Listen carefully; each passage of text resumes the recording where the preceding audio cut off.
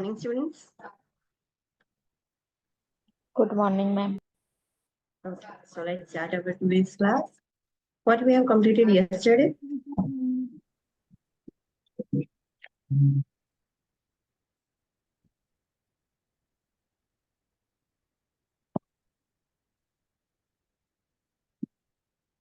Heartburn, hemorrhoids, constipation, backache, leg cramps, the shortness Okay. of breath, then pregnancy risk factor.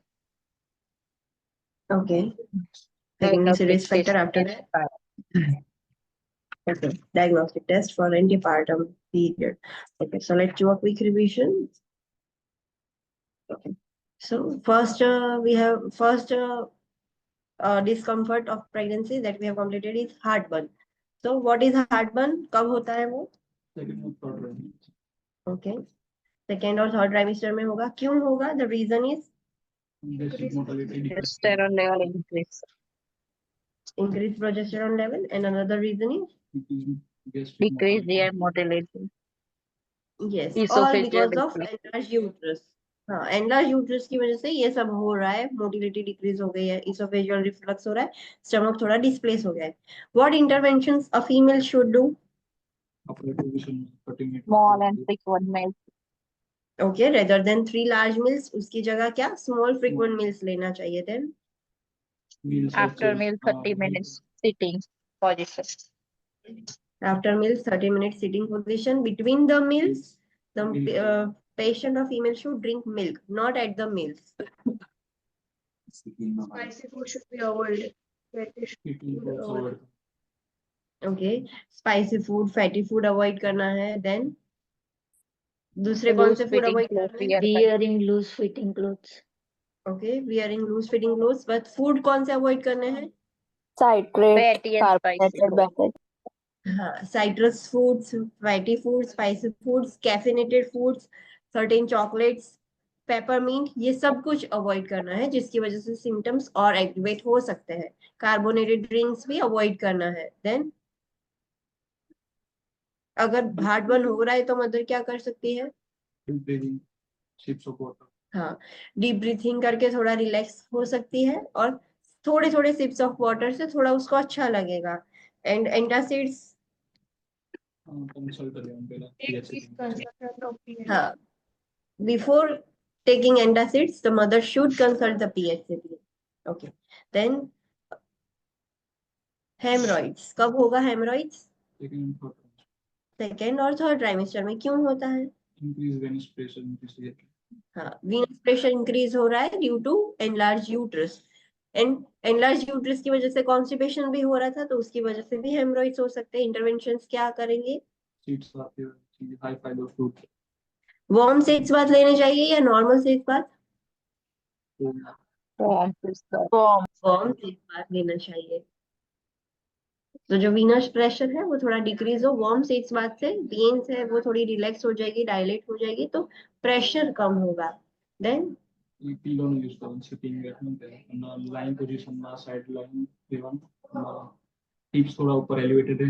हाँ, if a female is sitting on the chair या फिर कहीं पे भी बैठी है तो नीचे सॉफ्ट पिलो रखना है कि उसको पेन ना हो, डिस्कम्फर्ट ना हो. एंड मेक श्योर करे कि वो जहां पर भी बैठी है उसके सामने उसने पैर रखे हैं तो वो थोड़ा ऊपर हो, तो उसके हिप्स एलिवेटेड हो जाएंगे. एंड अगर सो रही है तो साइडलाइन पोजीशन में कंफर्टेबल होगा. Then Eating high exercise, fiber food, yes, eating high fiber food and adequate drinking fluids, avoid fluid, yes. constipation. हाँ, एडिक्वेट फ्लूइड्स लेना है, हाई फाइबर डाइट लेना है. एंड ऑइंटमेंट्स आती है, सपोजिटरीज आती है, एंड अदर कंप्रेसेस, उसके लिए यस कंसल्ट करना पड़ेगा PHCP को. वो प्रिस्क्राइब करे तो ही यूज कर सकते हैं females. Then next is constipation. वो कब होगा? Second and third trimester. Can come over here, यहाँ पर आ जाओ. और क्यों होता है? Increase progesterone and decrease intestinal motility. हाँ, प्रोजेस्टेरॉन की वजह से इंटेस्टिनल मोटिलिटी इंक्रीज हो गई है, तो एनलार्ज यूट्रस की वजह से तो होता है. And the third reason is Displacement of intestine. Okay. Displacement of intestinal motility कम हो जाना, ये सब एनलार्ज यूट्रस की वजह से हो रहा है। दूसरा रीजन था progesterone, and the third reason is Iron Iron supplement. supplement. Iron supplements. Iron supplements आपने देखा होगा फीमेल को भी होता है, जो नॉर्मल कोई भी जो भी आयरन सप्लीमेंट्स लेता है उसको कॉन्स्टिपेशन होता है, that is a common side effect of iron. So उसकी वजह से भी कॉन्स्टिपेशन हो सकता है। इंटरवेंशन क्या करोगे? High fibre food and adequate fluid. Yes, yes, at least 2 litre तो होना ही चाहिए, उससे कम नहीं। Then exercise, walking. Yes, online students. If two Food. software को use करो હોય तो consult PSCP.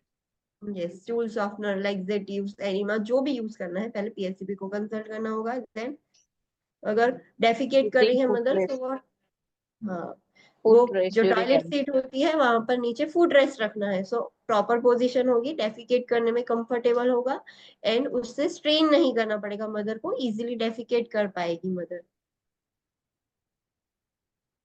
Then leg cramps कब होते हैं? second and third trimester. Second and third trimester. Why? Caused by lumbosacral curve exaggerate થઈ જાય. No, that is for backache. Leg cramps के लिए कैल्शियम कैल्शियम फॉस्फोरस. फॉस्फोरस। हाँ, दोनों के बीच में इम्बैलेंस हो गया है, यूट्रस का प्रेशर नर्व्स पर भी बढ़ रहा है, एंड फटीग की वजह से लेग क्रैम्प्स होंगे। So what intervention should be done?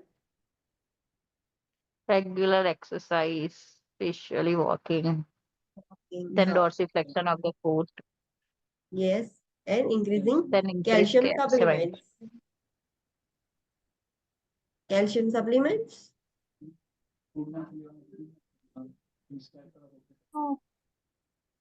तो सप्लीमेंट्स नहीं ले सकती मदर? If prescribed. हाँ, इफ प्रिस्क्राइब्ड है तो ले सकते हैं सब। यस, नॉर्मली फूड में से लेना है, बट अगर सप्लीमेंट्स लेना है कैल्शियम के तो डॉक्टर को कंसल्ट करना पड़ेगा। So this should be done. Shortness of breath कब होगा एंड क्यों होगा? Second and third trimester पर diaphragm पर pressure आवे. हाँ, डायफ्राम पर प्रेशर हो रहा है due to enlarge uterus. What intervention should be done? Frequent rest period. हाँ, Sitting and shortness sleeping of with breath head हो रहा elevated. है। हाँ, जब भी सो रहे हैं, बैठे हुए हैं तो हेड एलिवेट रखना है, and shortness of breath frequently ना हो जाए तो बीच में थोड़ा थोड़ा रेस्ट करते रहना है, एंड और bird over exercise. Over exertion, ज्यादा एक्स्ट्रा काम नहीं कर लेना है कि ज्यादा सांस फूल जाए, शॉर्टनेस ऑफ ब्रीथ हो जाए। Then we have completed factors that leads to risk factors during pregnancy. कौन से फैक्टर्स थे? First factor was age. What is the age group? हाँ, कब रिस्क फैक्टर्स होगा? कौन सी एज में रिस्क फैक्टर्स हो सकते हैं ड्यूरिंग प्रेगनेंसी? Younger women. 20 से कम एज होगी फीमेल की, या 35 से ज्यादा हुई तो उसकी प्रेगनेंसी में रिस्क डेवलप हो सकता है। Second factor was Adolescent. Yes, adolescent pregnancy की वजह से भी वो प्रेगनेंसी हाई रिस्क हो जाएगी। क्यों होती है एडोलेसेंट प्रेगनेंसी?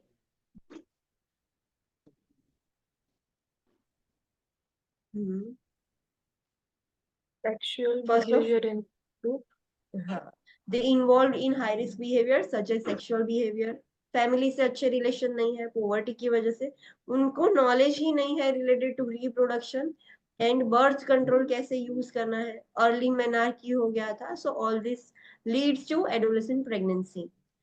एडोलेसेंट प्रेगनेंसी में हमारे लिए मेजर कंसर्न क्या है, क्यों हमें चिंता होती है? What happens in that? Low हाँ, एक तो birth वो, weight. Okay, low birth weight होता है, Feel birth. Yes. होता है Mortality. उनमें, Fetal mortality. होगी। यस, न्यूट्रिशन कैसा होगा Decrease. उनका? Poor. Poor Poor. होगा। क्यों poor? Because they are not eating adequate. No. तो Knowledge नहीं. Okay, knowledge, okay, that is good thing. But poor nutritional status क्यों है? Because they are not eating adequate amount of food. Behavior difficulties. I'm adequate asking. Food intake નહીં લે કેમ કે એમના જ growth and Okay. Development No. એમનું થતું હોય Adolescent में પેરિસ્ટાટિક મૂવમેન્ટ ડાઉન જતી રહ્યું ને એટલા માટે no. Adolescent में poor nutrition क्यों होता है? Because they don't know what to eat and what not to eat. ऐसा नहीं है कि वो भूखे रहेंगे, पर उन्हें पता ही नहीं है कि क्या हेल्दी है एंड क्या अनहेल्दी है. सो जो अनहेल्दी है वो खा के न्यूट्रिशनल स्टेटस मेंटेन नहीं होगा. सो दैट्स व्हाई उनमें पुअर न्यूट्रिशनल स्टेटस देखने को मिलता है. जस्ट लाइक ओबेसिटी में भी पुअर न्यूट्रिशनल स्टेटस होता है, तो वो कम खाते हैं नहीं, they are eating unhealthy foods, that's why poor nutritional status है. अंडरस्टूड? यस फिर adolescents are not mature enough, so उनमें इमोशनल एंड बिहेवियरल डिफिकल्टीज भी होती है, उसकी वजह से भी प्रॉब्लम होगा प्रेगनेंसी में. देन अभी उनका lack of पेल्विस support कैसा है? system yes, lack of support. immature yes, अभी उसका उतना ग्रो नहीं हुआ है, सो सीपीडी के भी रिस्क है, सिफेलोपेल्विक डिस्प्रपोर्शन भी होगा. देन ये तो सारे फीटर्स को हमने देख लिए. उस मदर को भी प्रॉब्लम हो सकता है बिकॉज अभी उसकी एज Anemia. छोटी है. Anaemia, then hypertension Hypertension. prolonged labor and prolonged labor, infections, yes, ये सब हो सकता है. So being a nurse हमें दो मेन चीज करनी है. What are the two main things जिससे हम रिस्क और कॉन्सिक्वेंसेस जितना हो सके उतना कम कर सकते हैं? फर्स्ट तो क्या करना है? हाँ Early and continue prenatal care. हाँ, उसको आपको ध्यान रखना है या फीमेल को एनकरेज करना है कि पूरी प्रेगनेंसी के दरमियान वो विजिट करती रहे, प्रीनेटल एग्जामिनेशन और केयर प्रॉपर लेती रहे. सेकेंड, आप क्या कर सकते हो? appropriate assistance.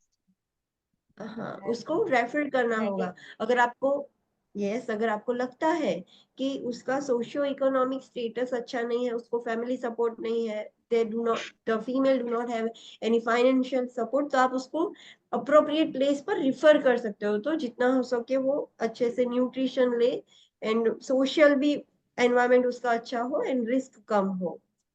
Okay, then third factor was Nutrition. Nutrition. Yes, अगर एडिक्वेट न्यूट्रिशन नहीं लेगी मदर, प्रॉपर न्यूट्रिशन, तो उसकी वजह से भी फीटस का ग्रोथ एंड डेवलपमेंट अच्छा नहीं होगा. न्यूट्रिशनल नीड कैसे लाइक आप डिसाइड करोगे कितनी चाहिए मदर को? depending on stages depending on gestational age, कौन से मंथ में प्रेग्नेंट है फीमेल एंड उसका वेट क्या है. अगर वो ऑलरेडी थीन है, उसका वेट ज्यादा नहीं है, तो उसकी न्यूट्रिशनल रिक्वायरमेंट भी कम होगी compare to the fat female with the same gestational age. So उसकी जेस्टेशनल एज भी मैटर करती है एंड उसका वेट भी मैटर करता है. So what you can do? हाँ, dietitian we will refer that female to the dietitian और वो उसको बताएगी कि क्या लेना चाहिए क्या नहीं लेना चाहिए. There is one common thing that every female should take: folic acid supplements. Yes, जो भी चाइल्ड बियरिंग एज ग्रुप में है. we are not talking about the pregnant female. pregnant female तो लेगी, बट जो चाइल्ड बियरिंग एज ग्रुप में है, कि एडोलेसेंस के बाद जो भी एज ग्रुप है उसमें हर फीमेल को फॉलिक एसिड सप्लीमेंट्स लेने ही चाहिए. Next factor that is Genetic consideration. Genetic consideration. उसमें क्या देखा था?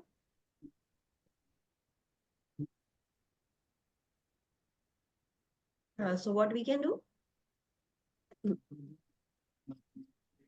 हाँ, जीनेटिक एबनॉर्मलिटीज की वजह से, लाइक डिफेक्टिव जीन्स हो या फिर कोई ऐसे ट्रांसमिसिबल जीनेटिक डिसऑर्डर्स हो, तो वो बेबी तक भी जा सकते हैं. तो बीइंग अ नर्स हमें क्या करना है? उसका असेसमेंट करना है, उसमें कोई जीनेटिक एबनॉर्मलिटी है या नहीं वो चेक करना है. सो जिससे आपको रिस्क पहले से पता चल जाएगा कि बेबी में कितना रिस्क है वो डिफेक्टिव जीन्स पास होने का. Then next factor is health care health care. उसमें क्या था?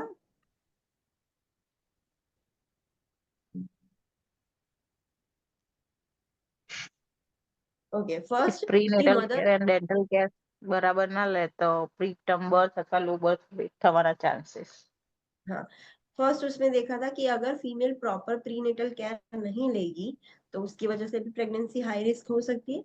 एंड सेकेंड रीजन कि उसकी डेंटल केयर या डेंटल हाइजीन अच्छी नहीं होगी, उसको डेंटल प्रॉब्लम्स होंगे, तो उसकी वजह से भी प्रीटर्म बर्थ और LBW इन्फेंट हो सकता है। सो मदर को एडवाइस करना है कि रेगुलर डेंटल केयर लेती रहे, डेंटल चेकअप्स करवाती रहे। Next factor is abuse and violence. Abuse and violence. Physical abuse और वायलेंस की वजह से क्या हो सकता है, रिस्क किसका ज्यादा होगा? Push place. Yes, preterm birth हो सकता है, कभी भी बेबी डिलीवर हो जाएगा। एंड सेक्सुअल वायलेंस और सेक्सुअल अब्यूज की वजह से इन्फेक्शन हो सकते हैं। सो ऐसे टाइम पर अगर आपको डाउट लगता है कि ये फीमेल पर अब्यूज हो रहा है, तो what you will do? Parents, yes, online students, अगर आपको सस्पेक्टेड लग रहा है कि ये फीमेल पर अब्यूज हो रहा है, so what you will do as a nurse? Assessment कर दी just leave the room કેમ કે हाँ ક્લાયન્ટ હોય એ અમુક ઇન્ફોર્મેશન ડિસ્ક્લોઝ રાખવા हाँ, बिकॉज उसको पार्टनर को आपको रूम से बाहर निकालना होगा कि आपको कुछ असेसमेंट करना है, बिकॉज पार्टनर के डर की वजह से वो फीमेल आपको बोल नहीं पाएगी उसके सामने, तो उसको रूम से बाहर भेजना है एंड देन पूरा असेसमेंट करना है, उसको क्वेश्चन पूछने हैं, आपको देखना है कि उसको और जगह पर तो इंजरी नहीं है, लाइक ब्रेस्ट, एब्डोमेन और genitals. Next medical factor that leads to high risk pregnancy is diabetes hypertensive disease cardiac disease हाँ, जो भी मेडिकल कंडीशंस है, सिर्फ इसमें दी है उतनी नहीं, कोई भी मेडिकल कंडीशन होगी अगर फीमेल को प्रेगनेंसी के वक्त या है ही उसको पहले से, तो उससे भी हाई रिस्क हो सकती है। Next factor is also called as rubella rubella, German German measles. अगर मदर को प्रेगनेंसी के वक्त इसका इन्फेक्शन हो गया तो फीटस को भी इन्फेक्शन हो सकता है, और ये रूबेला इन्फेक्शन की वजह से फीटस में एबनॉर्मलिटीज, जेनेटिक एनोमलीज देखने को मिल सकती है। Next factor is STI। अगर मदर को STI होगा तो भी फीटस को प्रॉब्लम हो सकता है, बेबी को प्रॉब्लम हो सकता है। And the another factor is HIV। कैसे स्प्रेड हो सकता है, ट्रांसमिट हो सकता है? through the blood production, body fluids such as urine, semen, vaginal secretion, and virus. And another thing is breast milk. Breast Yes. Milk से भी हो सकता है, जब डिलीवरी के वक्त, जब नॉर्मल वजाइनल डिलीवरी हो रही हो एंड जो फीटस है, जो बेबी है, वो मदर के वजाइनल सिक्रीशंस के कांटेक्ट में आएगा तो भी उसको रिस्क है। सो अगर कोई फीमेल रिपीटेडली एक्सपोज हो रही है HIV से by unprotected sex and injections, drug abuse की वजह से, तो उसके बेबी को रिस्क बहुत ज्यादा होगा। So what we can do कि अगर मदर HIV पॉजिटिव है तो बेबी तक वो ना पहुंचे, उसके लिए हम क्या कर सकते हैं? Pre, intra and post, that is perinatal. तो क्या दोगे पूरे पेरीनेटल पीरियड में? Zero wouldn't zero video, that is they are saying कि ART मदर को रिसीव करना चाहिए। What is ART? anti-retro. Anti retroviral therapy. So अगर वो मदर रेगुलरली मेडिसिन पर है, थेरापी पर है, तो फीटस तक पहुंचने के रिस्क कम हो जाएंगे। Understood? Okay, next factor is Substance abuse. Substance abuse. अगर मदर सब्सटेंस अब्यूज कर रही है तो उसकी वजह से फीटस में प्रॉब्लम हो सकता है, फीटस का ग्रोथ रेस्ट्रिक्ट हो सकता है, अब्रप्शन प्लासेंटा हो सकता है, फीटल ब्रेडिकार्डिया, कुछ भी हो सकता है। कुछ सब्सटेंसेस ऐसे हैं कि जो प्लासेंटा क्रॉस करके फीटस को हार्म करेंगे, so they are called as Teratogenic. teratogenic, like drugs, tobacco, alcohol, medication and certain foods like raw fish. So ये सब नहीं लेना चाहिए मदर को। OTC ड्रग्स भी डायरेक्टली नहीं लेनी चाहिए, या फिर कोई भी साइकोएक्टिव बाथ सॉल्ट्स, कोई भी अदर सब्सटेंसेस मदर को नहीं लेने चाहिए without consulting the PHCP। Smoking की वजह से क्या हो सकता है? LBW, LBW. Birth defect stillbirth and stillbirth. and birth defects, yes. आपको कैसे पता चलेगा कि ये फीमेल सब्सटेंस अब्यूज कर रही है? Dilated or constricted pupil of female. Okay, dilated या कंस्ट्रिक्टेड Contracted प्यूपिल्स दिखेंगे, जो भी टाइप का ड्रग है उसके according. Then fatigue, inflamed nasal mucosa, keen abscess, then needles के inappropriate मार्क्स होंगे behavior. हाथ। हाँ, इन्फ्लाम नेजल म्यूकोसा अगर इनहेल करके ले रहे होते हैं, स्किन एब्सेस हो जाए, इधर से ही पता चल जाएगा कि ये ड्रग्स या अल्कोहल या किसी के इन्फ्लुएंस में है फीमेल। फटीग दिखेगा। सो अगर फीमेल अल्कोहल ले रही, फीटस को क्या होगा? Jitteriness, alcohol syndrome, fetal alcohol fetus को syndrome. क्या होगा? fetal alcohol syndrome, fetal alcohol syndrome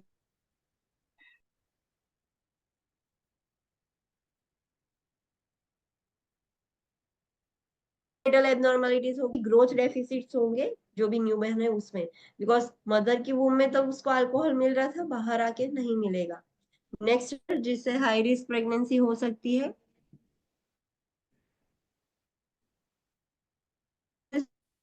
okay, कुछ प्रेगनेंसी के वक्त डायग्नोस्टिक टेस्ट जो हम कर सकते हैं वो देखा था। What is the red important point?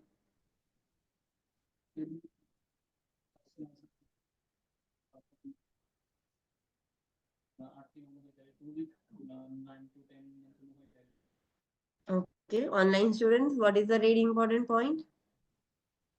Antenatal visit 4 weeks for the first 28 to 32 weeks, then 32 to 36 dermium every 2 weeks, then 36 to 40 weeks for every week.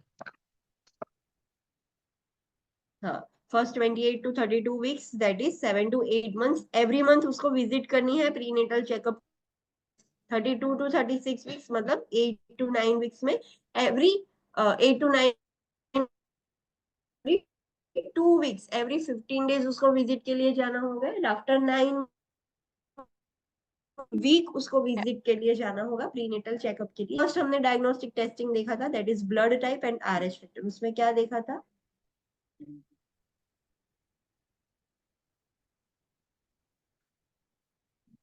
Okay, If first तो mother ब्लड टाइप मतलब mother का blood group. Ma'am, your voice is breaking. Okay, that is fine.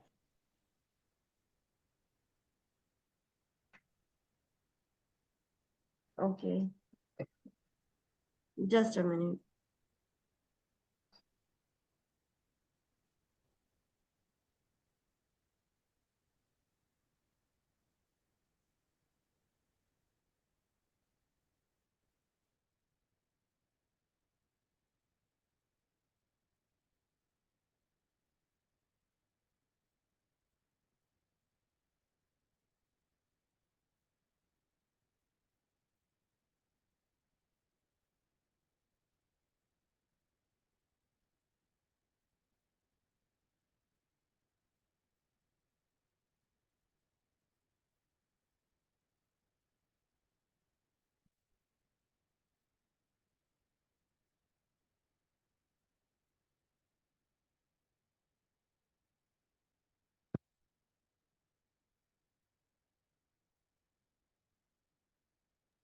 Now am I clearly audible to you?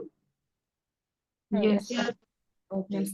तो अगर blood grouping तो हमने देख लिया, Rhesus factor हम चेक करेंगे। अगर वो नेगेटिव आता है तो उसका मतलब क्या?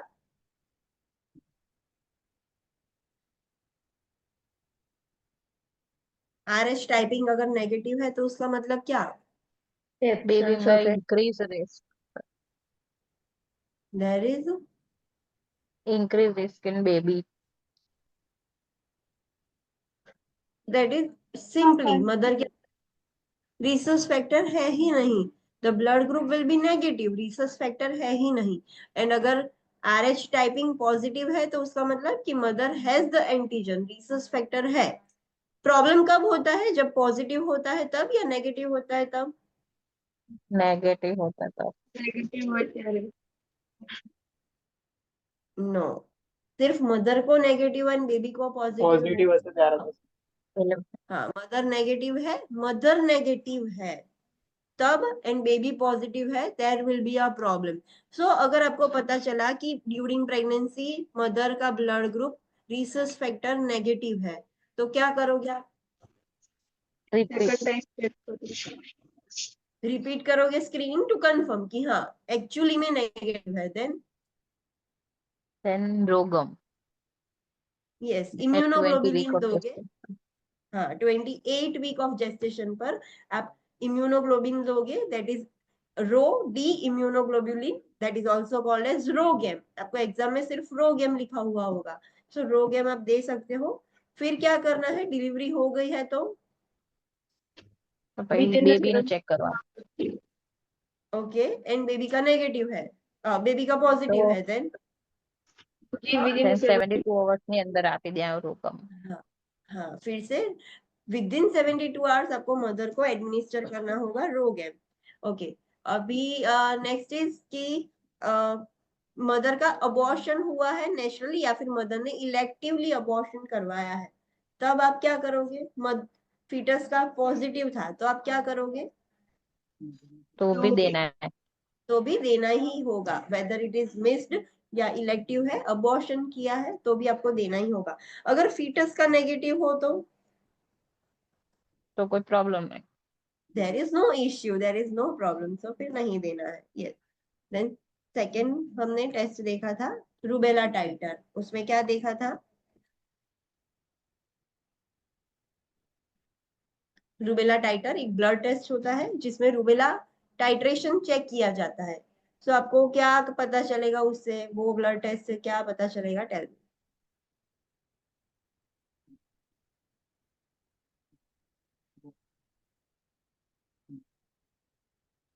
Online students. એ જે નેગેટિવ ટાઇટર છે એ લેસ ધેન 1/8 હોય તો એ સસેપ્ટિબિલિટી રૂબેલા વાયરસની ઇન્ડિકેટ કરે છે. ओके, आपने पेशेंट का ब्लड टेस्ट किया, रूबेला टाइट्रेशन चेक किया, रूबेला टाइटर चेक किया. उसका रूबेला टाइटर था 1:6. तो what does it indicate? Antibody નથી. नेगेटिव या पॉजिटिव? નેગેટિવ. नेगेटिव. उसका मतलब क्या? कि हमें એન્ટીજન નથી. यानी उसकी बॉडी में एंटीबॉडीज है ही नहीं टू फाइट अगेंस्ट रूबेला. मतलब वो मदर ने वैक्सीनेशन लिया ही नहीं या फिर लिया था तो वो इफेक्टिव नहीं था, बट उसकी बॉडी में अभी अगेंस्ट रूबेला वायरस उसकी बॉडी में एंटीबॉडीज इम्यूनिटी है ही नहीं, तो आपको उसको इम्यूनिटी प्रोवाइड करनी पड़ेगी. So mother is highly susceptible to the rubella. अगर नेगेटिव सिर्फ आपको क्वेश्चन में लिखा है कि the rubella titre of a 16 week pregnant mother is negative, तो भी आपको समझ जाना है कि नेगेटिव है उसका मतलब उसके अंदर इम्यूनिटी नहीं है. अगर वो रेशियो में दिया है सो 1:8 से कम है, 7-6, आगे तो 1 ही रहेगा, पीछे का डिजिट छोटा होता जाएगा. सो अगर 1:7-6-5 ऐसा है तो इट ऑल्सो इंडिकेट्स कि वो मदर का टाइटर नेगेटिव ही है. मदर मतलब मदर में इम्यूनिटी नहीं है, तो आपको उसको इम्यूनाइज करना पड़ेगा. तो कब करोगे आप इम्यूनाइज मदर को? She is pregnant, 16 week pregnant, तो आप कब करोगे? Before discharge. Discharge. Before discharge. हाँ, we can not give vaccine during pregnancy. But एक कपल था, वो हॉस्पिटल में आया है टू टेक द गाइडेंस और काउंसलिंग कि वी वांट टू कंसीव.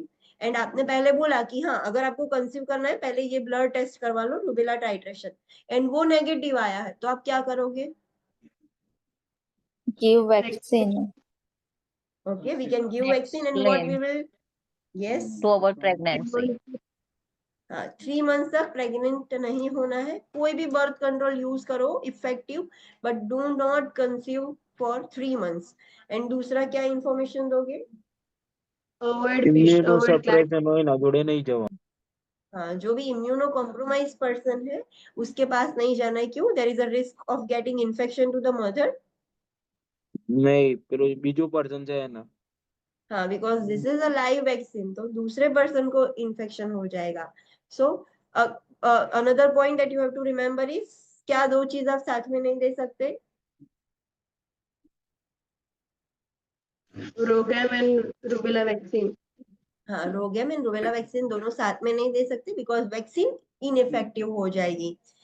और जब भी पोस्टमार्टम आप देते हो तो बिफोर डिस्चार्ज आपको एडमिनिस्टर करनी है एंड मेक श्योर कि उसको एलर्जी ना हो, कोई भी कंपोनेंट जो भी रूबेला वैक्सीन के है उससे एलर्जी ना हो। What is the red important point that you have to remember is Rubella vaccine live to during pregnancy ना આપી શકે. अदरवाइज फीटस में जाके, हाँ, there is a risk to the fetus, उसको इन्फेक्शन हो सकता है, उसको कंजेनिटल एनोमलीज हो सकती है due to rubella virus. So we have to avoid this thing. Next blood test हमने देखा सीबीसी। सीबीसी में क्या देखा? तो व्हाट अबाउट दैट?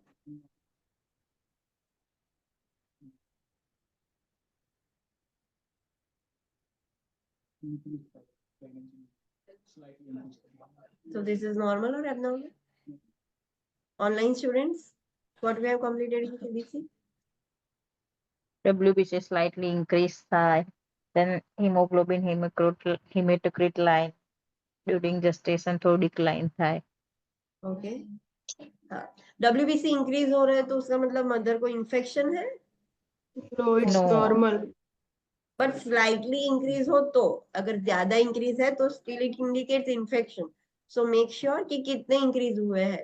थोड़े इंक्रीज होंगे so that is completely fine. Leucocytosis होता है during pregnancy and during pregnancy haemoglobin and haematocrit low रहेंगे। The reason is, the rationale is Increased plasma volume. Increase plasma volume. Yes, पर अगर haemoglobin less than 10 है so we will consider that Anemia. Anaemia. अगर haematocrit less than 30 है तो हम उसको क्या कंसीडर करेंगे? Anemia. अनीमिया। यस, सो ये चीज ध्यान रखनी है। अगर 10 से ऊपर है that is fine. Normally we know कि फीमेल का 12 to 14 होना चाहिए, बट ड्यूरिंग प्रेगनेंसी हमें पता है कि डाइल्यूट होके 12 to 14 में नहीं रहेगा, कम हो जाएगा। 10 तक हो रहा है दैट इज फाइन, बट 10 से कम हो जाएगा तो हम उसको अनीमिया कंसीडर करेंगे। नेक्स्ट ब्लड टेस्ट हमने देखा था, सॉरी, नेक्स्ट डायग्नोस्टिक टेस्ट हमने देखा था Pap smear. Pap test. पेप स्मीयर। यस, कब करना चाहिए? फर्स्ट ट्राइमेस्टर में થઈએ કે પછી ના કરાય? हाँ, अर्ली प्रेगनेंसी में, इनिशियल स्टेज में हमें कर लेना चाहिए। क्यों करते हैं हम? To rule out cervical Cervical cancer. cancer. Yes, cervical neoplasia and some cervical infections. पर हमें क्यों जरूरत पड़ी, हमने क्यों किया? कौन से इंडिविजुअल्स पर आप करोगे ये पेप स्मीयर टेस्ट?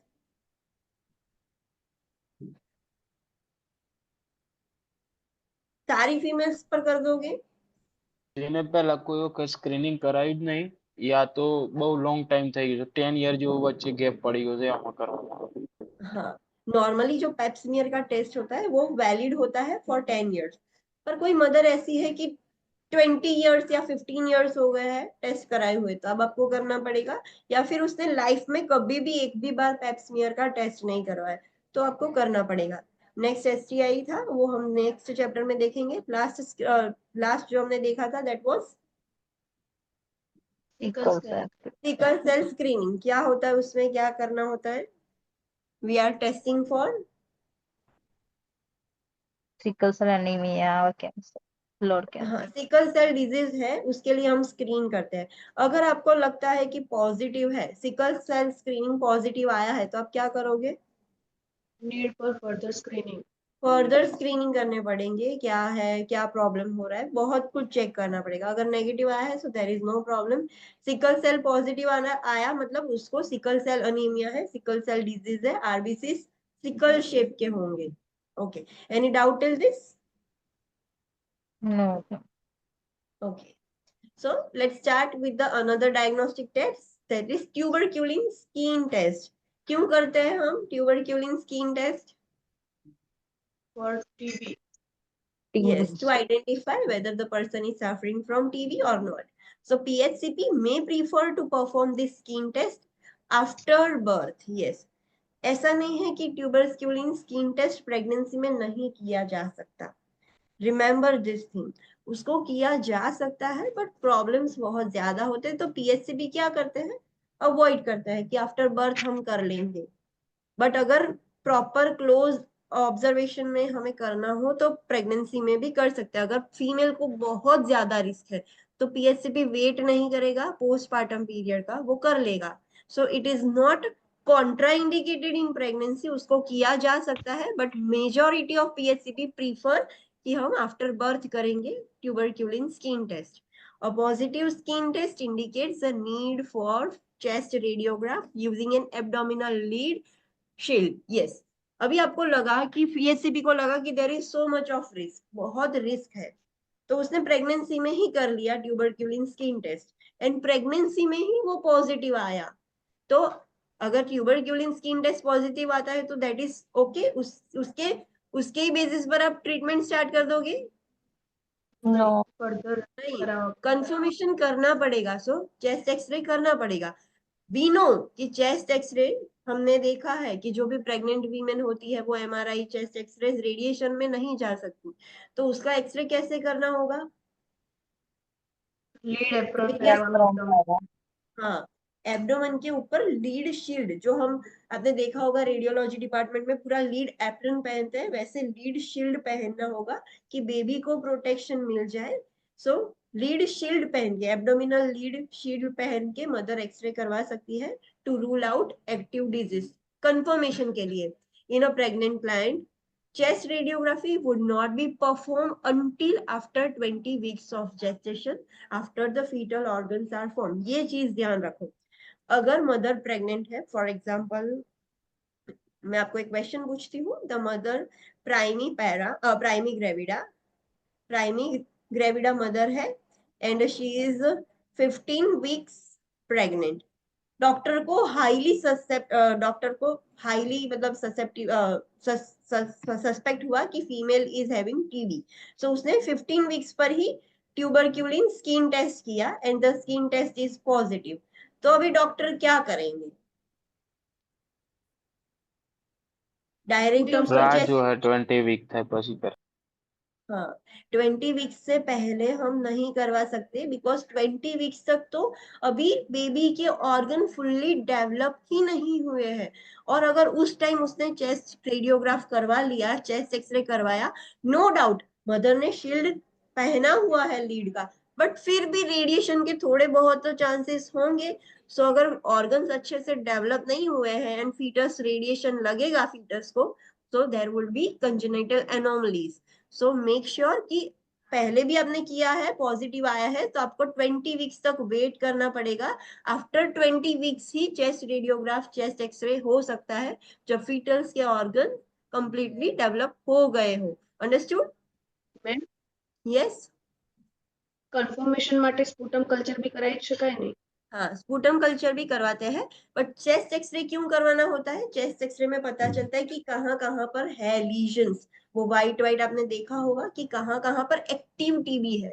सो उसके लिए स्पूटम के भी बाद आपको एक्सरे तो करवाना ही पड़ता है टीबी को कंफर्म करने के लिए कि कौन सी जगह पर पैचेस है, एक्टिव टीबी है लंग्स में। ओके हाँ, बट वो 20 वीक से पहले नहीं कर सकते। एंड द रैशनल इज कि फीटल ऑर्गन्स अभी तक ग्रो प्रॉपरली नहीं हुए हैं। एक बार ऑर्गन्स डेवलप हो जाए फिर उसका सिर्फ ग्रोथ होता है तो चलेगा, आप कर सकते हो, बट 20 वीक से पहले नहीं करना है। Converters to positive may be referred to the treatment with medication after birth. Yes, 20 weeks पर पॉजिटिव आ गया है, चेस्ट एक्सरे भी कर लिया कि हाँ ये पॉजिटिव ही है, तब उसकी ड्यूरिंग प्रेगनेंसी ट्रीटमेंट स्टार्ट कर दी जाएगी? No. नो, ड्यूरिंग प्रेगनेंसी उसकी टीबी की ट्रीटमेंट स्टार्ट नहीं कर सकते, बिकॉज उसके साइड इफेक्ट्स होंगे फीटस पर। सो जैसे ही बर्थ हो जाता है बेबी का, मदर को तुरंत ट्रीटमेंट ले लेनी है after birth, but not during pregnancy. Pregnancy में तो सिर्फ हमने रूल आउट किया कि हाँ मदर को टीबी है, सो दैट्स वाई हम एक तो ट्रीटमेंट चालू नहीं कर सकते, there is a risk to the fetus. तो दैट्स वाई डॉक्टर्स क्या करते हैं, पोस्टपार्टम पीरियड में ही ट्यूबरक्यूलिन स्किन टेस्ट प्रीफर करते हैं, but it can be done during pregnancy also. Understood? Yes, ma'am. Okay. Next diagnostic test or blood test, that is HBsAg. What is that? Hepatitis B surface antigen. उसका मतलब क्या? HBsAg positive होगा तो उसका मतलब क्या? કેમ કે એના એન્ટીબોડી છે. hepatitis against HBsAg positive, Hepatitis B positive. हाँ एंटीजेंस है ऑलरेडी। एंटीजेंस है मतलब एंटीजेंस कहाँ के होंगे, वायरस के होंगे, तो उसके अंदर एंटीजेंस है मतलब वो इन्फेक्टेड है। इट इज नॉट लाइक कि उसके अंदर इम्यूनिटी है, एंटीबॉडीज है, we are talking about antigens. तो HBsAg पॉजिटिव आता है तो उसका मतलब वो फीमेल है, वो हेपेटाइटिस बी इंफेक्शन है उसको। एंड HBsAg नेगेटिव है, एंटीजन ही नहीं है, उसका मतलब वायरस ही नहीं है, सो वो फीमेल है, वो इन्फेक्टेड नहीं है। Don't get confuse. एंटीजन किसके होंगे, फॉरेन बॉडी के, और एंटीबॉडीज हमारी होंगी। सो एंटीजन ज्यादा होंगे उसका मतलब इन्फेक्टेड है, और एंटीबॉडी ज्यादा है उसका मतलब the health is good. Understood? yes ma'am. हाँ, सो HBsAg पॉजिटिव आता है उसका मतलब वो फीमेल इन्फेक्टेड है। Testing for hepatitis antigen is recommended for all pregnant person because of the prevalence of disease in general population. सारी प्रेग्नेंट फीमेल्स को HBsAg का टेस्ट करवाना होता है because it is highly prevalent, कि हो सकता है ड्यूरिंग प्रेगनेंसी, तो वो चेक करवाना इंपॉर्टेंट है। आपने देखा होगा कि सर्जरी से पहले भी डॉक्टर्स HBsAg, HIV वो सब टेस्ट करते हैं। Vaccination for hepatitis B antigen may be specifically indicated for following. आपने देखा होगा कि हेपेटाइटिस बी की वैक्सीनेशन स्पेसिफिकली कौन से लोगों को लेनी चाहिए। सो हेल्थ केयर वर्कर्स, आपने कॉलेज में ली है सबने हेपेटाइटिस की बी की वैक्सीन?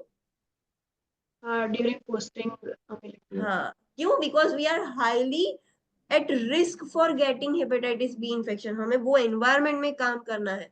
सो ये सारी जो पॉपुलेशन आप देख रहे हो उनको वैक्सीनेशन की रिक्वायरमेंट बहुत ज्यादा है। Next is IV drug users. IV का ड्रग ऐसे यूज करेंगे, ड्रग अब्यूज करेंगे तो उनको भी डायरेक्ट हेपेटाइटिस बी हो सकता है, तो उनको भी वैक्सीनेशन लगेगी। Those born in other countries such as Asia, Africa, Haiti and Pacific Islands, ये यूएस की बात हो रही है। So Asia is other countries for them. So जो भी एशिया के हैं, अफ्रीका के हैं, हेटी के हैं, पैसिफिक आइलैंड्स, यहाँ पर हेपेटाइटिस बी का रेशियो बहुत ज्यादा है, तो उन लोगों को लगेगी vaccine. Those with previously undiagnosed jaundice or chronic liver disease, कोई ऐसा है कि उसको पहले जॉन्डिस हुआ था पर उसको पता ही नहीं चला था, या फिर उसको क्रोनिक लीवर डिजीज है, तो उसको भी हेपेटाइटिस बी की वैक्सीन लगेगी। एंड दोज विद टैटूज, जिसने टैटूज बहुत सारे करवाए हैं, सो टैटूज भी नो कि वो नीडल से प्रिक करके होते हैं, अगर वो प्रॉपर हाइजीन मेंटेन नहीं करेंगे, सो HIV, हेपेटाइटिस बी ऐसे ब्लड से ट्रांसमिट होने वाले डिजीज जो होते हैं वो बहुत होते हैं टैटू करवाने से ही। सो जो जिसको टैटू ज्यादा है उसको भी हेपेटाइटिस बी वैक्सीन लेनी पड़ेगी। Understood? Yes ma'am. Okay. Those और कौन से लोग हैं? Those with the histories of blood transfusion, because we know कि ब्लड से होता है। Those with the histories of multiple episodes of STI, बहुत बार उसको STI हो गया है तो उसको भी लेनी पड़ेगी vaccine. Those who have been rejected previously as a blood donor, yes, कोई लोग ब्लड, कुछ लोग ब्लड डोनेट करने गए बट उनको रिजेक्ट कर दिया बिकॉज उनको डाउट लग रहा था कि ये हेपेटाइटिस बी पॉजिटिव है, तो उनको भी वैक्सीन देनी पड़ेगी। Client with histories of dialysis or renal transplantation, dialysis that is also invasive, ऐसे पूरा बाहर निकाल के फिल्टर करते हैं, renal transplantation है तो उसको भी लेनी पड़ेगी। Clients from households having member infected with hepatitis B or receiving hemodialysis, yes, एक मेंबर घर का वो है जो हेपेटाइटिस बी पॉजिटिव है या फिर वो डायलिसिस ले रहा है, तो उसके लोग, उसके मेंबर्स है, उसके अदर फैमिली मेंबर्स है, उनको भी वैक्सीनेशन लेना पड़ेगा। Hepatitis B vaccine is not contraindicated during pregnancy and may be recommended by PSAP। अगर डाउट लग रहा है कि मदर को प्रॉब्लम है तो आप प्रेगनेंसी में हेपेटाइटिस बी दे सकते हो। It is not contraindicated during pregnancy and वो PSAP रेकमेंड करते हैं। हेपेटाइटिस रिलेटेड हम फर्दर इंफॉर्मेशन नेक्स्ट चैप्टर में देख लेंगे एंड पीडियाट्रिक पोर्शन में भी कंप्लीट करेंगे। Next step blood test, that is glucose challenge test, GCT। Exam में GCT लिखा हो सिर्फ तो भी आपको पता चलना चाहिए कि we are talking about glucose challenge test. क्यों करते हैं? To identify or diabetes. diabetes, yes. So screening for gestational diabetes mellitus, that is GDM. begins at the initial prenatal visit and is diagnosed by fasting blood sugar greater than, yes,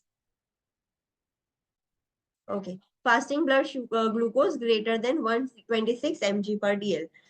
GDM का screening कब start हो जाएगा? First initial prenatal visit से ही start हो जाता है. सो कैसे कैसे कर सकते हैं? तो पहले तो एफबीएस चेक करके, fasting blood glucose. Normally fasting blood glucose कितना होना चाहिए? 90 70 to to 1, 70 to 110. 110, yes. अगर उसका 126 आ रहा है तो वी विल कंफर्म कि हाँ, we will diagnose that the female is suffering from GDM. तो एक ये मेथड है. दूसरा, HbA1c ग्रेटर देन 6.5. हमें पता है कि 6.5 से ज्यादा आए HbA1c, सो इट इंडिकेट्स की डायबिटीज मेलाइटस. तो एक तो एफबीएस से कर सकते हो. नेक्स्ट इज HbA1c, जिसको ग्रेटर देन 6.5 आएगा, तो we will diagnose that female suffering from GDM. And third method is random plasma glucose level. Randomly आपने चेक किया और वो 200 से भी ग्रेटर आया. So at that time we will also confirm कि फीमेल को GDM है. अगर कम होगा तो हम उसको GDM नहीं बोलेंगे कि फीमेल को डायबिटीज है. तो FBS चेक कर सकते हो, HbAg चेक कर सकते हो, या रैंडम ग्लूकोज चेक कर सकते हो. अगर आप FBS चेक कर रहे हो तो 126 से ज्यादा होगा, तभी आप बोलोगे कि वो फीमेल को डायबिटीज है. HbA1c अगर आप चेक करते हो और वो 6.5 से ज्यादा है, तभी आप बोलोगे कि फीमेल को जीडीएम है.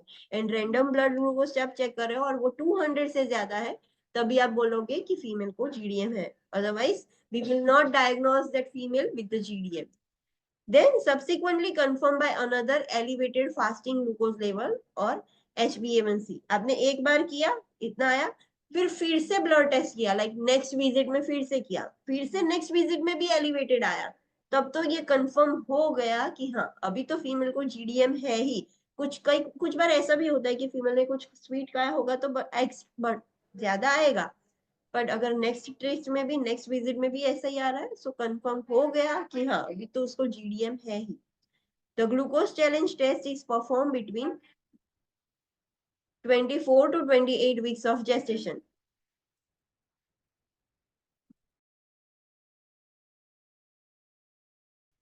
ओके, सो ये तो हमने रैंडम ब्लड ग्लूकोज चेक किया कि जीडीएम रूल आउट करने के लिए. Now we will study about exactly what is GCT, glucose challenge test क्या है. सो ग्लूकोज चैलेंज टेस्ट कब करा जा सकता है? 24 to 28 weeks, दैट इज कितने मंथ्स? 6 to 7 months में ही. उसके पहले करोगे तो that will be of no use. So GCT 6 से 7 months ऑफ प्रेगनेंसी में ही किया जा सकता है. कैसे करना है वो आपको याद रखना होगा. उसके अकॉर्डिंग, उसके बेसिस पर क्वेश्चन पूछे जाते हैं एग्जाम में, सो ये याद रखना. According to American Congress of Obstetrician and Gynaecologist, a GCT using a two-step approach should be used in screening for GDM. Okay, so ये जो एसोसिएशन है ACOG, उन लोगों ने बोला है कि GCT का टेस्ट आप 2 स्टेप में कर सकते हो. कौन से 2 स्टेप है? सो लेट्स सी. फर्स्ट क्या करना है? A 50 gram oral glucose load without regard to time of a day is given. अभी एक फीमेल आई है हॉस्पिटल में जो 6 से 7 मंथ्स के बीच में प्रेग्नेंट है, तो आप पहले क्या करोगे? उसको 50 ग्राम ओरल ग्लूकोज दोगे. टाइम डजंट मैटर कि सुबह देना है, दोपहर, इट डज नॉट मैटर. कोई भी टाइम पर, जैसे ही वो हॉस्पिटल में आई, आपने 50 ग्राम ग्लूकोज दे दिया. After 1 hour, a plasma of serum glucose level is drawn and is considered elevated if greater than 140. A 3-hour GCT may also be done. So पहला step क्या था? आपने 50 ग्राम ग्लूकोज दे दिया. उसके 1 घंटे बाद उसका ब्लड टेस्ट करना है. नॉट वो ग्लूकोमीटर वाला नहीं, पूरा ब्लड सीरम. आपने ब्लड विड्रॉ किया, ब्लड ड्रॉ किया एंड आपने उसमें लेवल चेक किया.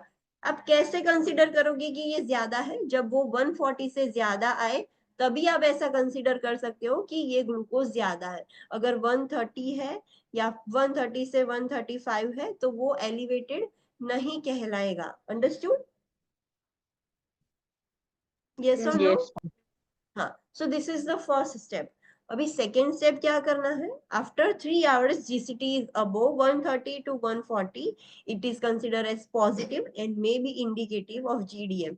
हमें पता है कि खाना खाने के बाद जैसे जैसे टाइम पास होगा, 1 घंटा 2 घंटा 3 घंटा 4 घंटा, सो ब्लड ग्लूकोज लेवल कैसा होगा, Decrease. नॉर्मली डिक्रीज और increase, Decrease. Decrease.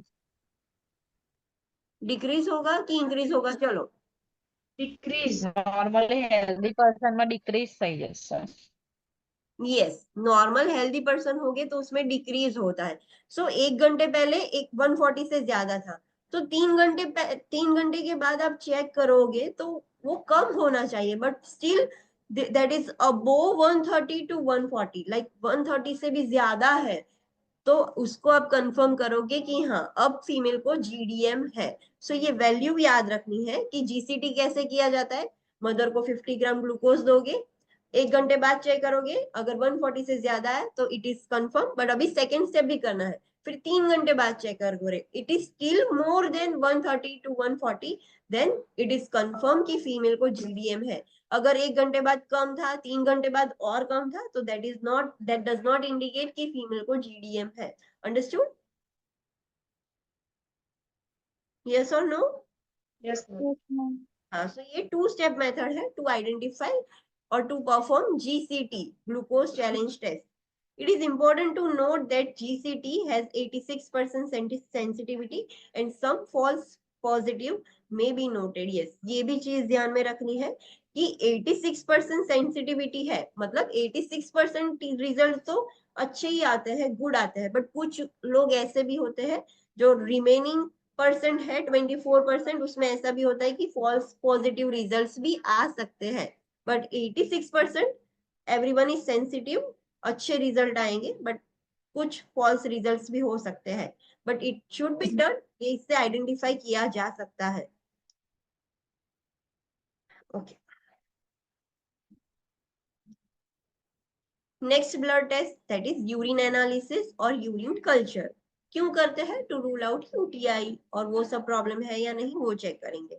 So a urine specimen for glucose and protein determination should be obtained at every antepartum visit।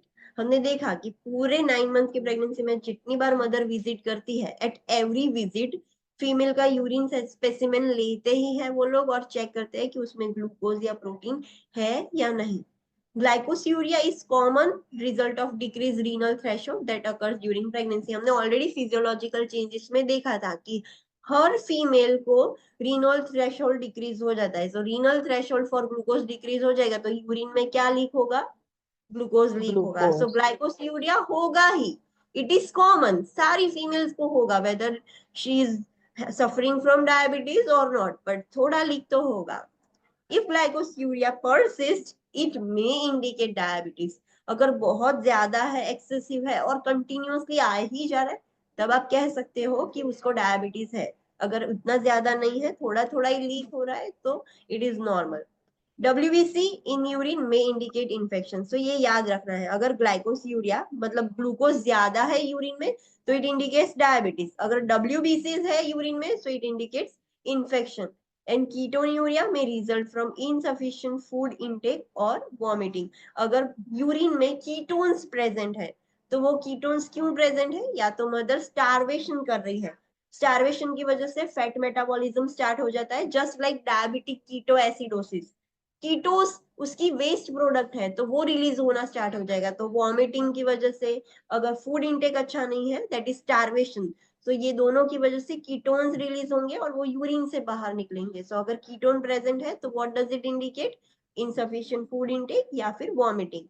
And अगर प्रोटीन है, सो लेवल 2+ और 4+ प्रोटीन है यूरिन में, so it indicates infection और pre eclampsia, that we will study कि अगर female pre eclampsia से सफर कर रही है तो प्रोटीन लीक होना स्टार्ट हो जाता है यूरिन में।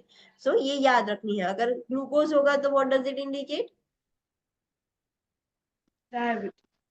डायबिटीज। थोड़ा that is normal, but persistent glycosuria है, एक्सेसिव है। आपने देखा होगा कि ग्लूकोज में जो डायबिटिक पर्सन होता है उसमें हम चेक करते हैं 2+, 1+, वो चेक करते थे, तो ज्यादा है और परसिस्टेंट है तब वो डायबिटीज इंडिकेट करता है। WBC होंगे तो it indicates Infection. infection. Everyone please mute yourself. Then अगर प्रोटीन ज्यादा प्रोटीन है 2+ और 4+ प्रोटीन है यूरिन में, then it indicates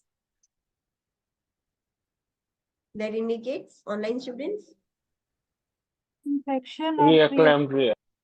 yes infection या फिर प्री एक्लेम्पिया। अगर कीटोन्स प्रेजेंट है यूरिन में, that indicates yes online students ketone present है urine, intake. Yes insufficient food intake या फिर एक्सेसिव वॉमिटिंग की वजह से भी ये हो सकता है, तो ये याद रखना है। Online students please come back from break.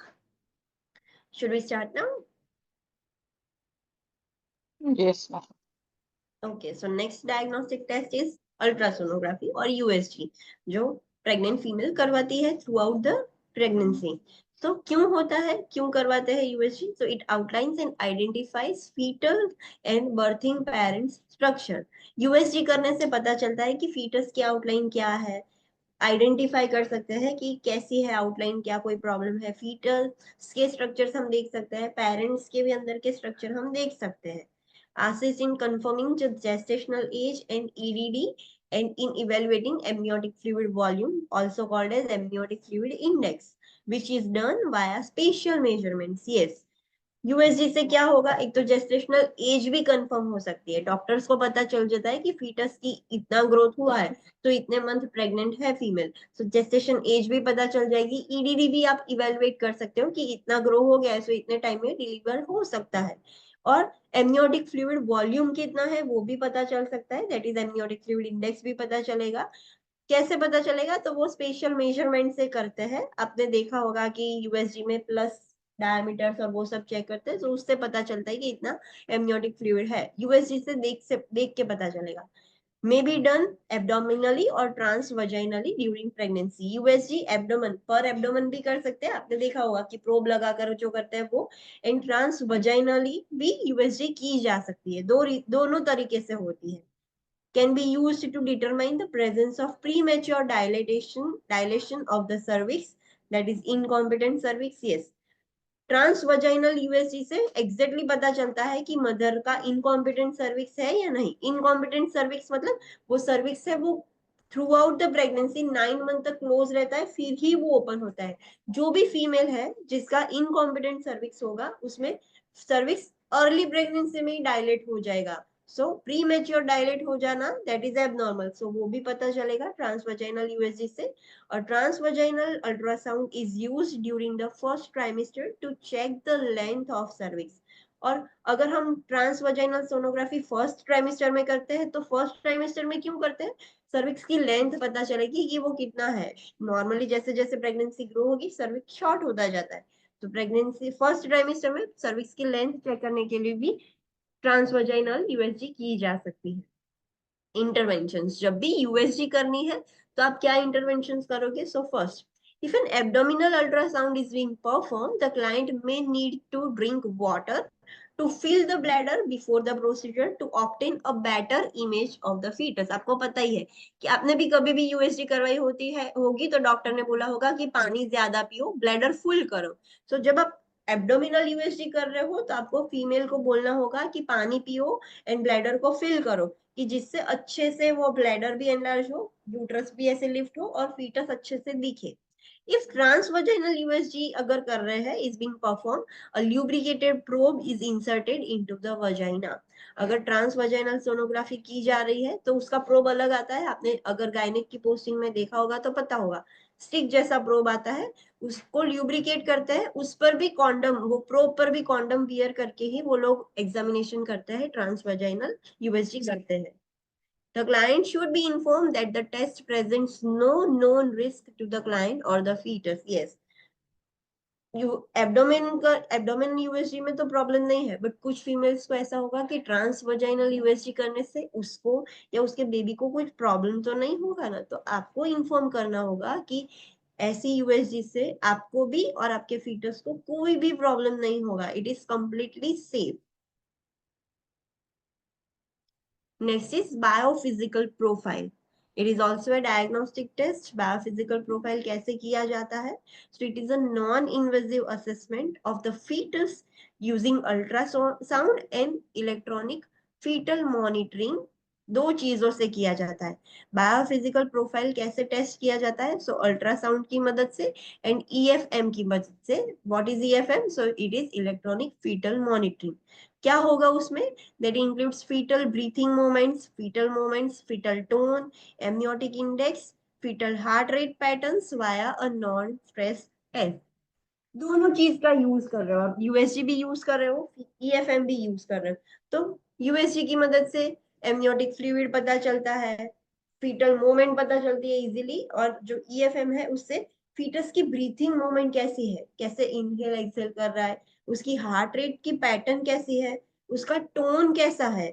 और हार्ट रेट की पैटर्न देखने के लिए नॉन नॉन स्ट्रेस टेस्ट भी करना पड़ता है। नॉन स्ट्रेस टेस्ट हम लास्ट में देखेंगे, it is also there.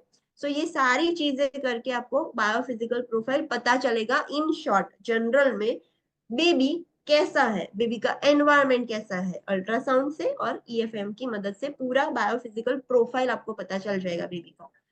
Normal fetal biophysical activities indicate that the central nervous system is functional and that the fetus is not hypoxemic. अगर biophysical profile normal आता है उसका मतलब क्या कि बेबी का जो सेंट्रल नर्वस सिस्टम है बहुत अच्छा है, इसीलिए बेबी अच्छे से मूव कर रहा है, हाथ पैर हिला रहा है, अच्छे से ब्रीथिंग कर रहा है, कंप्लीटली नॉर्मल है। और फीटस है वो हाइपोक्सेमिक नहीं है। हाइपोक्सेमिक मतलब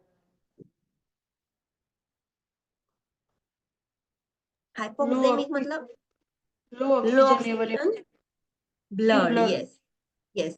सो अगर फीटस को चलो ब्लड में अच्छा ऑक्सीजन नहीं मिलेगा, सो उसकी हार्ट रेट कैसी हो जाएगी? लो लो होगी या Increase हाई? हो इंक्रीज होगी या डिक्रीज होगी? इंक्रीज हो जाती है as a compensatory mechanism. Just for example, अगर मैं आपका मुंह ऐसे पीलो से दबा दूं तो आपकी एक्टिविटी भी कैसी हो जाएगी? You will get panic. तो सेम हैपेंस विद फीटस। अगर उसका ऑक्सीजन कॉन्सेंट्रेशन लो हो जाएगा ब्लड में, सो हार्ट रेट बढ़ जाएगी एंड फीटल मूवमेंट भी एक्स्ट्रा हो जाएगी। सो इससे आपको पता चलेगा कि हाँ फीटस को हाइपोक्सेमिक हो गया है। उसकी ब्रीथिंग पैटर्न भी पता चलती है ईएफएम से। तो अगर नॉर्मल है उसका मतलब कि अच्छे से सब वर्क कर रहा है, वो हाइपोक्सेमिक भी नहीं है, कुछ प्रॉब्लम नहीं है, fetus is completely healthy. Next diagnostic test that is Doppler blood flow analysis. Doppler मतलब अगेन यूएसजी की मदद से ही करेंगे हम। So it is a non invasive ultrasonography USG method of studying the blood flow in the fetus and placenta. आपने have you ever seen echo? Echo कभी देखा है? इको करते हुए, इको जब हो रहा हो तब प्रेजेंट होके देखा है? आपने देखा होगा कि यूएसजी में जहां पर भी ब्लड फ्लो होता है वहां पर कलरफुल दिखता है, यूएसजी में भी देखा है कभी? Yes, ma'am. हाँ। सो ये Doppler blood flow analysis same thing है। उससे ब्लड फ्लो पता चलता है कि प्लासेंटा में ब्लड फ्लो कैसा है, फीटस तक ब्लड फ्लो कैसे जा रहा है। सो यूएसजी होती है, बट जहां पर ऐसे ब्लड फ्लो हो रहा होगा वहां पर इन बिटवीन, बीच बीच में ऐसे कलरफुल दिखेगा, येलो ब्लू और वैसे कलर का कुछ दिखता है। सो इट इंडिकेट्स कि हाँ there is a blood flowing inside the placenta and fetus. अगर ब्लड फ्लो ऑब्स्ट्रक्टेड हो जाएगा तो उसमें पता चल जाएगा। सो सिंपली हम यूएसजी की मदद से ब्लड फ्लो देखते हैं, प्लासेंटा में कैसा है एंड फीटस तक कैसा है। Next diagnostic test that is percutaneous umbilical blood sampling. What does this name suggest to you? ये नेम से क्या पता चल रहा है? Percutaneous umbilical blood sampling. Umbilical cord में ही हम सैंपल ले हाँ, पर कैसे लोगे? वजाइना से डायरेक्ट आप इंसर्ट के इंसर्ट करोगे? Yeah, vein માંથી हाँ, पर अम्बिलिकल कॉर्ड ऐसे बाहर तो परक्यूटेनियस नहीं से ले होगी तो ना। स्किन ऊपर थी जाए ना। हाँ। सो मदर के एब्डोमेन से आप इंसर्ट करते हो, not from the vagina. So mother के एब्डोमेन से आप लंबी सिरिंज इंसर्ट करोगे। डायरेक्टली तो आपको पता नहीं चलेगा ना कि अम्बिलिकल कॉर्ड यहाँ पर है, तो साथ में यूएसजी लगती है। आपने देखा होगा कि सीवीपी लेते वक्त भी डॉक्टर यूएसजी की मदद से सीवीपी लेते हैं, अंदर का आप नहीं दे सकते। तो यूएसजी की मदद से डायरेक्टली डॉक्टर नीडल डाल के पंचर करते हैं एंड अम्बिलिकल कॉर्ड में से ही ब्लड निकालते हैं to do the test. So percutaneous umbilical cord sampling is performed if the fetal blood sampling is necessary. अगर जरूरत पड़ी कि बेबी का ब्लड देखना है, चेक करना है, तभी करते हैं, अननेसेसरीली हम नहीं करते। कैसे होता है? So it involves insertion of a needle directly into the umbilical vessel under USG guidance. Directly बाहर से ही एब्डोमेन से एक नीडल अंदर डाली जाती है एंड यूएसजी की मदद से देखते हैं कि अम्बिलिकल कॉर्ड कहाँ पर है। सो सीधा वहां पर ही पंचर हो, कहीं और जगह पर पंचर ना हो जाए, फीटस को इंजरी ना हो जाए। सो यूएसजी की मदद से डायरेक्टली नीडल वहां पर डाल के ब्लड निकाल देते हैं। fetal heart rate monitoring is necessary for 1 hour after the procedure. Yes, ये याद रखना है। अब अगर आप fetal umbilical blood sampling करते हो तो सैंपल लेने के बाद 1 घंटे तक फीटस का हार्ट रेट मॉनिटर करना होगा। अगर वो पंचर लाइक छोटा सा होल है बट वो हील नहीं हुआ और ब्लीडिंग हो गया तो फीटस को ब्लड सप्लाई नहीं मिलेगा एंड हार्ट रेट इंक्रीज हो जाएगी बिकॉज उसको मिल नहीं रहा है, so as a compensatory increase हो जाएगी। सो इट इंडिकेट्स कि कुछ प्रॉब्लम हो रहा है फीटस को। सो 1 आवर तक आपको मॉनिटर करता रहना पड़ेगा फीटस को, फीटल की हार्ट रेट को and follow up ultrasound to check for bleeding or hematoma formation is done after 1 hour of the procedure. Yes, आप 1 आवर तक तो आप कंटिन्यूअसली एफएचआर मॉनिटर कर रहे हो बट 1 घंटे बाद आपको वो भी चेक करना है कि अंदर ब्लीडिंग तो नहीं हो रहा है ना, हीमेटोमा फॉर्मेशन तो नहीं हो गया अंदर वुंब में ही, तो वो चेक करना है। ये चीज सिर्फ ध्यान रखनी है कि आफ्टर अम्बिलिकल ब्लड सैंपलिंग ये चीज आपको ध्यान रखनी है।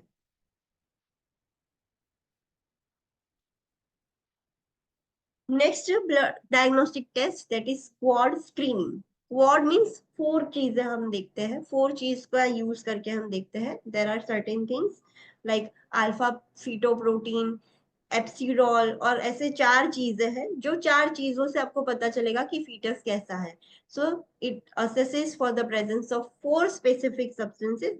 There is no need to remember कि वो 4 क्या थे, मुझे भी याद नहीं है बट एक अल्फा फीटोप्रोटीन था, एक एप्सिरोल था और ऐसे कुछ 4 सब्सटेंसेस हम मिलकर चेक करते हैं।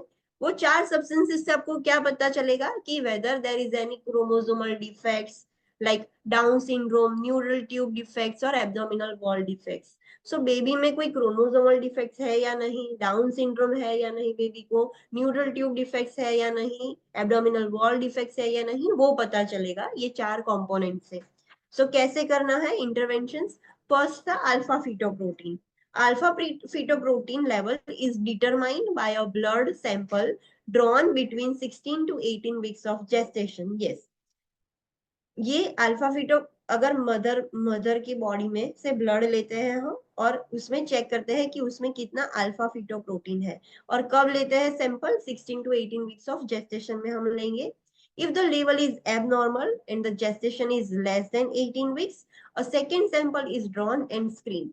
अगर आपने ब्लड लिया है, सैंपल लिया और उसमें अल्फा फीटोप्रोटीन लेवल एबनॉर्मल था, वेदर इंक्रीज और डिक्रीज, इन शॉर्ट एबनॉर्मल था, तो क्या करोगे? अगर और जेस्टेशन वीक भी 18 वीक से कम थी तो आप फिर से सैंपल लोगे टू कंफर्म, बिकॉज हमें पता है कि 16 to 18 वीक्स में ही करना है और उतने टाइम में इंक्रीज या डिक्रीज हो सकता है। तो आपको फिर से सेकेंड सैंपल लेना होगा टू कंफर्म कि हाँ actually it is abnormal. Directly एक के बेसिस पर ही आप डायरेक्ट जजमेंट नहीं कर सकते।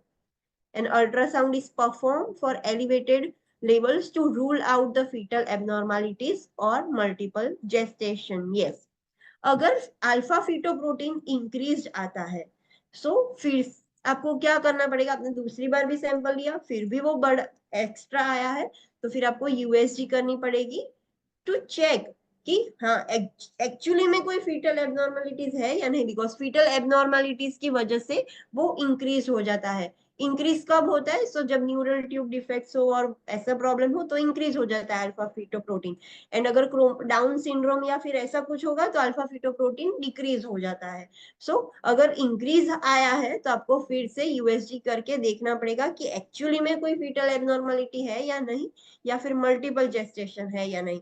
जस्ट फॉर एग्जाम्पल एक बेबी है, अगर मदर एक बेबी से प्रेग्नेंट है, सो वो 10 यूनिट्स अल्फा फीटोप्रोटीन रिलीज करेगा। And there will be twins, अगर ट्विंस बेबी होंगे तो दोनों के 10 10 20, तो हम उसको डायरेक्टली एलिवेटेड नहीं बोल सकते। तो आपको चेक करना होगा कि अगर मल्टीपल जेस्टेशन होगा तो ऑब्वियसली अल्फा फीटोप्रोटीन इंक्रीज ही होगा।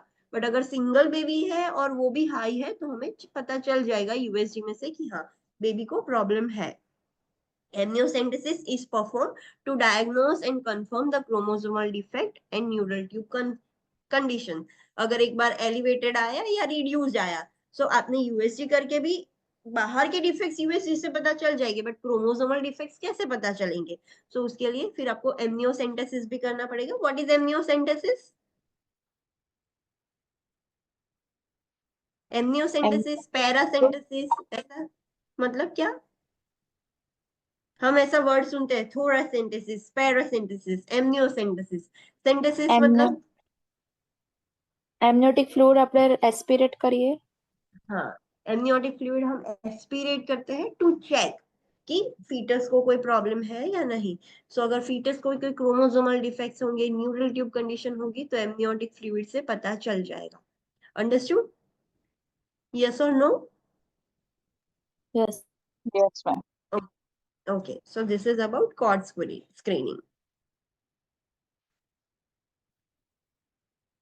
Yes, kidney function भी पता चलता है। Next diagnostic test, that is DNA genetic testing. Deoxyribonucleic acid, full form of DNA genetic testing. So DNA genetic testing मतलब हम fetus के genes test कर रहे हैं कि whether there is genetic abnormality है या नहीं। So it can be used to detect abnormalities related to inherited conditions. अगर उसके जीन्स ही एबनॉर्मल है, डीएनए ही एबनॉर्मल है, तो एबनॉर्मल आएगा। सो कोई भी ऐसी कंडीशन है इनहेरिटेड हो सकती है, तो वो चेक करने के लिए हम डीएनए जेनेटिक टेस्टिंग करते हैं। assist in determining if the client is at risk of having fetus with Down syndrome, that is trisomy 21, Edwards syndrome, that is trisomy 18, and Pettow's syndrome, that is trisomy 13. इससे हमें पता चल जाएगा कि वो जो फीमेल है उसके बेबी को कितना रिस्क है डाउन सिंड्रोम का, एडवर्ड सिंड्रोम का और पेटाउ सिंड्रोम का। डाउन सिंड्रोम का अनदर नेम है trisomy 21। What does this mean? Trisomy 21 मतलब ट्राइसोमी 21 मतलब क्या? एक क्रोमोसोम में डिफेक्ट हो। हाँ, we know कि there are 23 pairs of chromosome. So जो 21 नंबर का क्रोमोसोम है वहां पर 2 की जगह 3 क्रोमोसोम है। सो अगर ऐसा हो जाएगा तो बेबी है उसको डाउन सिंड्रोम होगा। अगर 18 नंबर के क्रोमोसोम में 3 क्रोमोसोम हो जाएंगे तो बेबी को एडवर्ड सिंड्रोम हो जाएगा। एंड 13 के जो क्रोमोसोम है 2 की जगह 3 हो जाएंगे तो बेबी को पेटाउ सिंड्रोम हो जाएगा। सो इससे पता चल सकता है, डीएनए जेनेटिक स्क्रीनिंग से पता चल जाएगा कि बेबी को क्या रिस्क है। इंटरवेंशंस कैसे करना है? So this type of testing can be done as early as 7 weeks of gestation and a blood sample is used. जितना हो सके उतना जल्दी करना है। सो 7 weeks of gestation में ही कर लेना है DNA genetic testing, and blood sample से आप कर सकते हो। Next diagnostic test, that is chorionic villus sampling. What is that? Chorionic villus sampling मतलब कहां पर होता है ये कोरियोनिक विलस? प्लेसेंटा में होगा। सो प्लेसेंटा में से आप थोड़ा कोरियोनिक विलस का सैंपल निकालते हो and you are checking for the abnormalities. So it is perform for the purpose of detecting genetic abnormalities. जो बेबी है उसमें कुछ जेनेटिक प्रॉब्लम है या नहीं वो चेक करने के लिए हम सेम ये टेस्ट भी करते हैं, that is chorionic villus sampling. The PHCP aspirates a small sample of chorionic villus tissue at 10 to 13 weeks of gestation. जो पीएचसीपी जो डॉक्टर है वो क्या करेंगे, थोड़ा सैंपल लेंगे कोरियोनिक विलस का। कोरियोनिक विलस कहाँ पर है? प्लेसेंटा में। तो थोड़ा सैंपल ले लेंगे, लाइक जस्ट बायोप्सी जैसा, ऐसे थोड़ा सैंपल ले लेते हैं। कौन से टाइम पर लेंगे? So 10 to 13 week of gestation, mother तब उतनी प्रेग्नेंट होगी तब थोड़ा कोरियोनिक विलस का सैंपल लेंगे to check the genetic abnormalities. कैसे करना है, क्या इंटरवेंशन ध्यान रखनी है? So ensure inform consent is obtain. Yes, जब भी आप कुछ भी इन्वेजिव करते हो तो इन्फॉर्म कंसेंट आपको लेनी पड़ेगी, whether it is amniocentesis, percutaneous umbilical blood cord sampling, कुछ भी इन्वेजिव होगा तो कंसर्न तो आपको लेनी ही पड़ेगी. So ensure that there is an inform consent obtain. The client may need to drink water to fill the bladder before the procedure to aid in the visualization of the uterus for the catheter insertion. Yes, हमें पता है कि जब भी हम invasive करते हैं तो ब्लाइंडली डॉक्टर नहीं कर सकते. So they will always require USG. So mother को क्या बोलना होगा कि पानी पी के ब्लैडर फुल कर दो कि यूएसजी में से अच्छा दिखे और डॉक्टर प्रॉपर जगह पर कैथेटर इंसर्ट करके पंचर कर पाए. Obtain baseline vital signs and fetal heart rate. Monitor frequently after procedure. Yes, mother के भी baseline vital signs. Baseline vital signs मतलब Before CPR BP. before procedure mother के vitals क्या है, fetus की heart rate क्या है. So baseline vital signs, baseline fetal heart rate आपको ले लेनी है procedure करने से पहले. तो आपको पता चलेगा ना, बेसलाइन होंगे तो पता चलेगा कि वो इंक्रीज हुए या डिक्रीज हुए. आपके पास बेसलाइन वाइटल साइंस ही नहीं है, आपने पहले लिए ही नहीं थे, तो आपको कैसे पता चलेगा कि ये अभी वाइटल्स जो है आफ्टर प्रोसीजर वो इंक्रीज हुए या डिक्रीज हुए.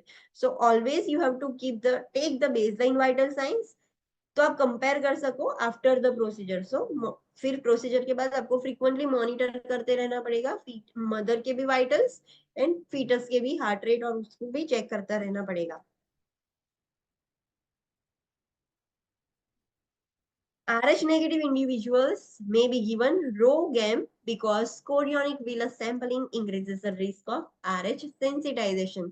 Rh जो incompatibility होती है वो क्यों होती है? Because छोटा सा भी रिस्क होगा कि फीटस और मदर का ब्लड ग्रुप मिक्स हो गया तो there will be a problem.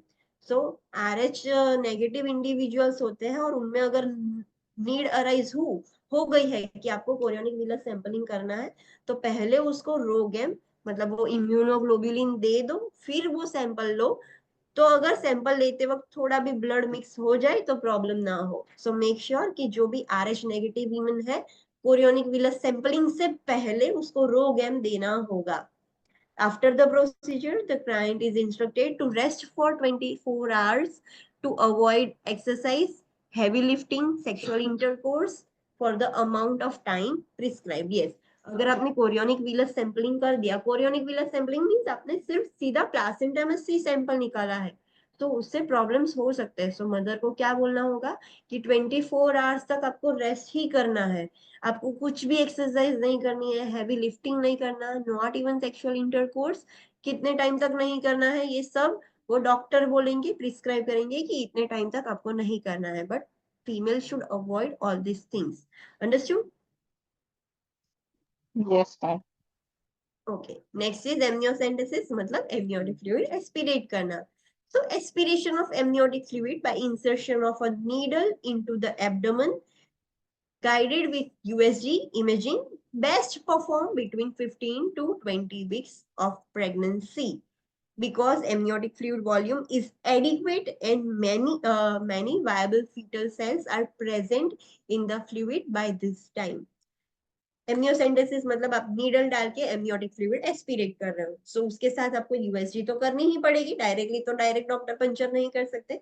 So USG के साथ वो एमनियोसेंटेसिस करते हैं. और कब करते हैं? सो 15 to 20 वीक्स में करते हैं. क्यों ये टाइम पर करते हैं, अर्ली नहीं करते? बिकॉज ये टाइम ऐसा है कि अच्छा एमनियोटिक फ्लूइड भी होगा और उसके अंदर जो सेल्स होते हैं, हम एमनियोटिक फ्लूइड क्यों ले रहे हैं? ताकि हमें पता चल सके कि फीटस को कोई एबनॉर्मलिटी है या नहीं. सो उसके सेल्स भी होंगे. अगर आप अर्ली ले लोगे तो पूरे सेल्स होंगे ही नहीं एमनियोटिक फ्लूइड में. सो अगर 15 to 20 वीक्स में करते हो तो बहुत सारे सेल्स एमनियोटिक फ्लूइड में प्रेजेंट होते हैं at this time. Perform to determine genetic disorder, metabolic defects and fetal lung maturity भी इससे पता चलती है. सो जेनेटिक डिसऑर्डर्स भी पता चलेंगे, मेटाबॉलिक डिफेक्ट्स होंगे बेबी में तो भी पता चल जाएंगे, और फीटल लंग मैच्योरिटी भी इससे पता चल सकती है. कितना एलएस रेशियो है, सर्फेक्टेंट कितना ज्यादा है, वो सब इससे पता चल जाएगा. रिस्क एमनियोसेंटेसिस करने की वजह से रिस्क क्या है? So haemorrhage in the birthing parent, haemorrhage हो सकता है फीमेल को, जो मदर है उसको हो सकता है. मिसकैरेज भी हो सकता है, अगर कुछ इंजरी हो गई बेबी को तो मिसकैरेज हो सकता है. फीटल इंजरी भी हो सकती है, डायरेक्टली अगर नीडल उसको लग गई फीटस को तो फीटल इंजरी भी हो सकती है. इन्फेक्शन भी हो सकता है बिकॉज आपने बाहर से एक होल क्रिएट कर दिया है कि वायरसेस और बैक्टीरिया डायरेक्टली वो होल से सीधा फीटस तक चले जाए, तो इन्फेक्शन भी हो सकता है।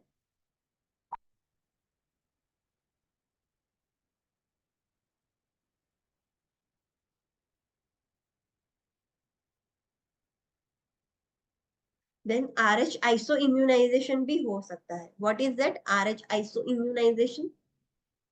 Incompatibility. हाँ, अगर थोड़ा भी ब्लड अगर मदर नेगेटिव है और ब्लड मिक्स हो गया तो RH आइसो इम्यूनाइजेशन होगा, इनकम्पेटिबिलिटी हो जाएगी। अब्रप्शन प्लासेंटा हो सकता है, प्रीमेच्योर सेपरेट हो जाएगा अगर प्लासेंटा इरिटेट हो गया तो गलती से। एमनियोटिक फ्लूइड एम्बोलाई हो सकता है। What is that amniotic fluid emboli? What is that? Amniotic fluid છે ને મધરના સર્ક્યુલેશનમાં બ્લડ સર્ક્યુલેશનમાં हाँ, हमने बोला था पल्मोनरी एम्बोलिज्म होता है। एम्बोलस मतलब फ्रीली फ्लोटिंग कुछ है। सो ये एमनियोटिक फ्लूइड है, वो गलती से मदर के सर्कुलेशन में आके उसकी बॉडी में फ्रीली फ्लोट होना स्टार्ट हो जाएगा, और अगर वो लंग्स में आकर अटक गया तो मदर को प्रॉब्लम हो जाएगा, मदर की डेथ हो सकती है। सो एमनियोटिक फ्लूइड एम्बोलिज्म भी हो सकता है। Premature rupture of membranes, which membranes? Premature rupture of membranes भी हो सकता है। कौन सी मेम्ब्रेन? એમ્નિયોટિક हाँ, एमनियोटिक मेम्ब्रेन। जब भी डिलीवरी होती है तो पहले मेम्ब्रेन रप्चर होती है, फिर पूरा एमनियोटिक फ्लूइड बाहर निकलता है, फिर डिलीवरी होती है। सो प्री मैच्योर रप्चर हो जाएगी तो डिलीवरी हो जाएगी बेबी की अर्ली, प्री टर्म डिलीवरी हो सकती है। So premature rupture of membrane भी हो सकता है। तो this are the risk for doing amniocentesis. कैसे करना है amniocentesis? So interventions are ensure that informed consent was obtained, yes, because it is invasive. फिर ये पॉइंट याद रखना है, if the procedure is perform at less than 20 weeks of gestation, अगर less than 20 weeks of gestation है तो the client should have a full bladder.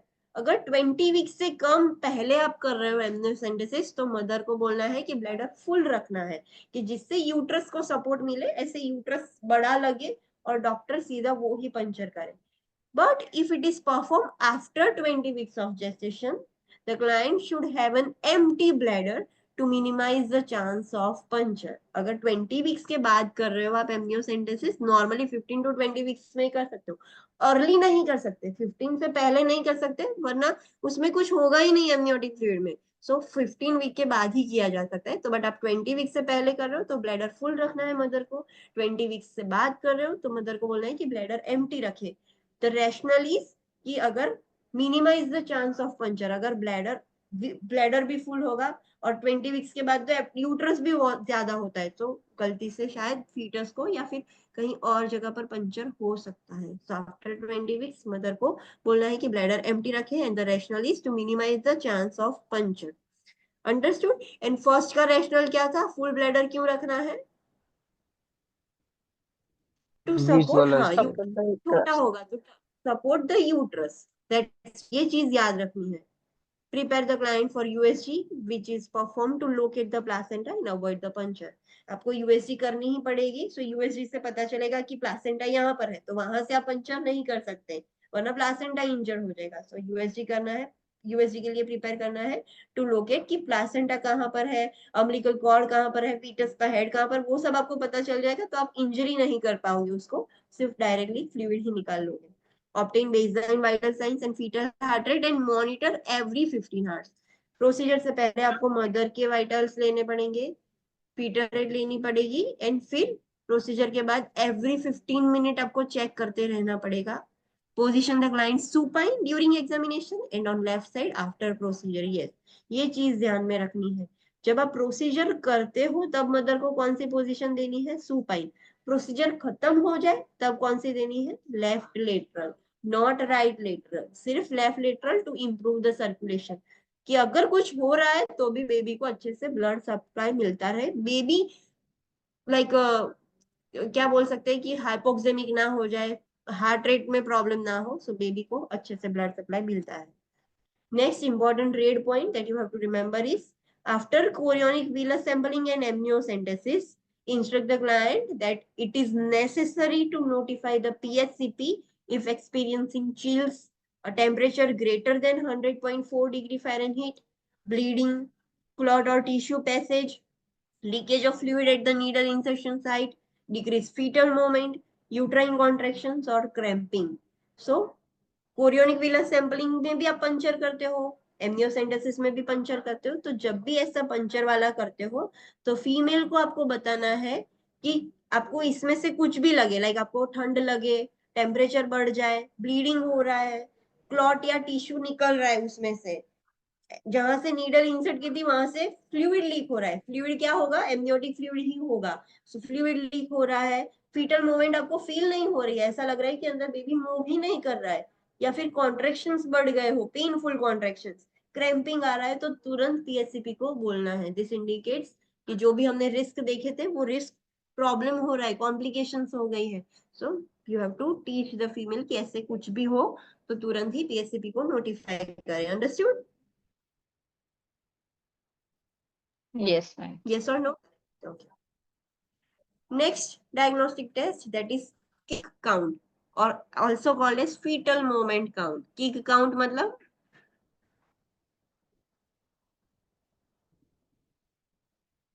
fetal foetus moment कितनी count। बार मार्च। हाँ, आपको पता होगा शायद कि फीटस होता है, अंदर मूव करता है और मदर को किक फील होती है। सो सिर्फ वो ही चेक करना है कि फीटस कैसा है, अच्छा है या नहीं। So it is perform for assessment of fetal wellbeing, fetus कितना अच्छा है, हेल्दी है या नहीं वो। सो कब करना है, beginning at the 28 weeks of gestation, the client sits quietly or lies on the side and counts the fetal kick as instructed। ये टेस्ट मदर खुद से करेगी। 28 वीक्स के बाद फीटस अच्छी मूवमेंट करने लगता है, वो किक कर सकता है। सो मदर को क्या करना है, शांति से बैठ जाना है या सो जाना है, जो भी करना है, शांति से बैठना है और उसको फील करना है कि फीटस कितनी बार किक कर रहा है। सो कितने टाइम तक फील करना है, पूरे दिन तक या क्या, वो आपको इंस्ट्रक्ट करना होगा। So inform the client that it is necessary to feel at least 10 moments within 2 hours of period. कितनी बार तक, 2 घंटे तक मदर को चेक करना है, और 2 घंटे में एटलीस्ट 10 मोमेंट्स उसको फील होनी ही चाहिए। अगर 10 से कम है तो उसका मतलब कि फीटस है वो थोड़ा लथार्जिक है।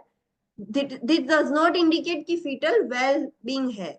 10 तो होनी ही चाहिए, 10 से कम नहीं होनी चाहिए। अगर ज्यादा है तो इंडिकेट्स कि फीटल बहुत एक्टिव है, बट कम नहीं होनी चाहिए।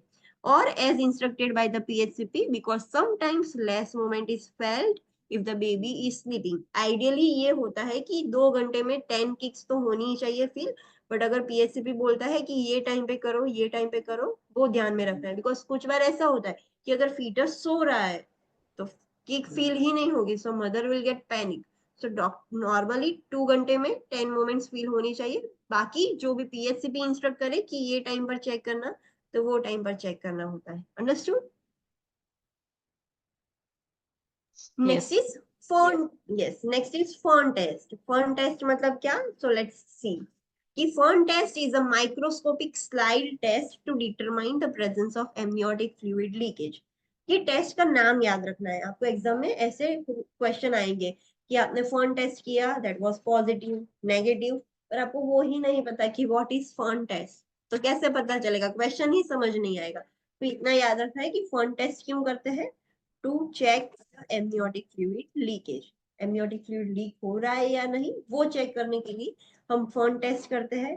कैसे करेंगे, क्या होता है उसमें, let's study. So using a sterile technique, a specimen is obtained from the external os of the cervix and vaginal pool and is examined on the slide under a microscope। Mother को ऐसे lithotomy position दे देते हैं, सुला देते हैं, lithotomy ऐसे legs नी से band करके पोजीशन दे देंगे। एंड जो आपने कोविड में देखा था ना, वो स्वैब लेते थे, ऐसा एक स्वैब होता है, वो कहाँ पर, वजाइना से इंसर्ट करेंगे डॉक्टर्स, और एक्सटर्नल ओरिफाइस जो होता है वहां से थोड़ा सैंपल ले लेंगे, या वजाइना में जो सिक्रीशंस होता है वहां से सैंपल ले लेंगे। वो सैंपल को वो स्लाइड में रखेंगे और माइक्रोस्कोप में देखेंगे, सिर्फ इतना ही होता है। और फर्न लाइक पैटर्न, फर्न मतलब कैसा होगा, फर्न,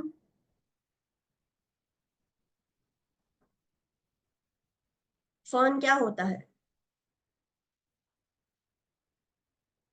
फर्न लाइक पैटर्न मतलब, चलो everyone Google it, fern like pattern कैसा होगा। हैव यू एवर सीन, ऐसे क्रॉप्स जैसा होता है,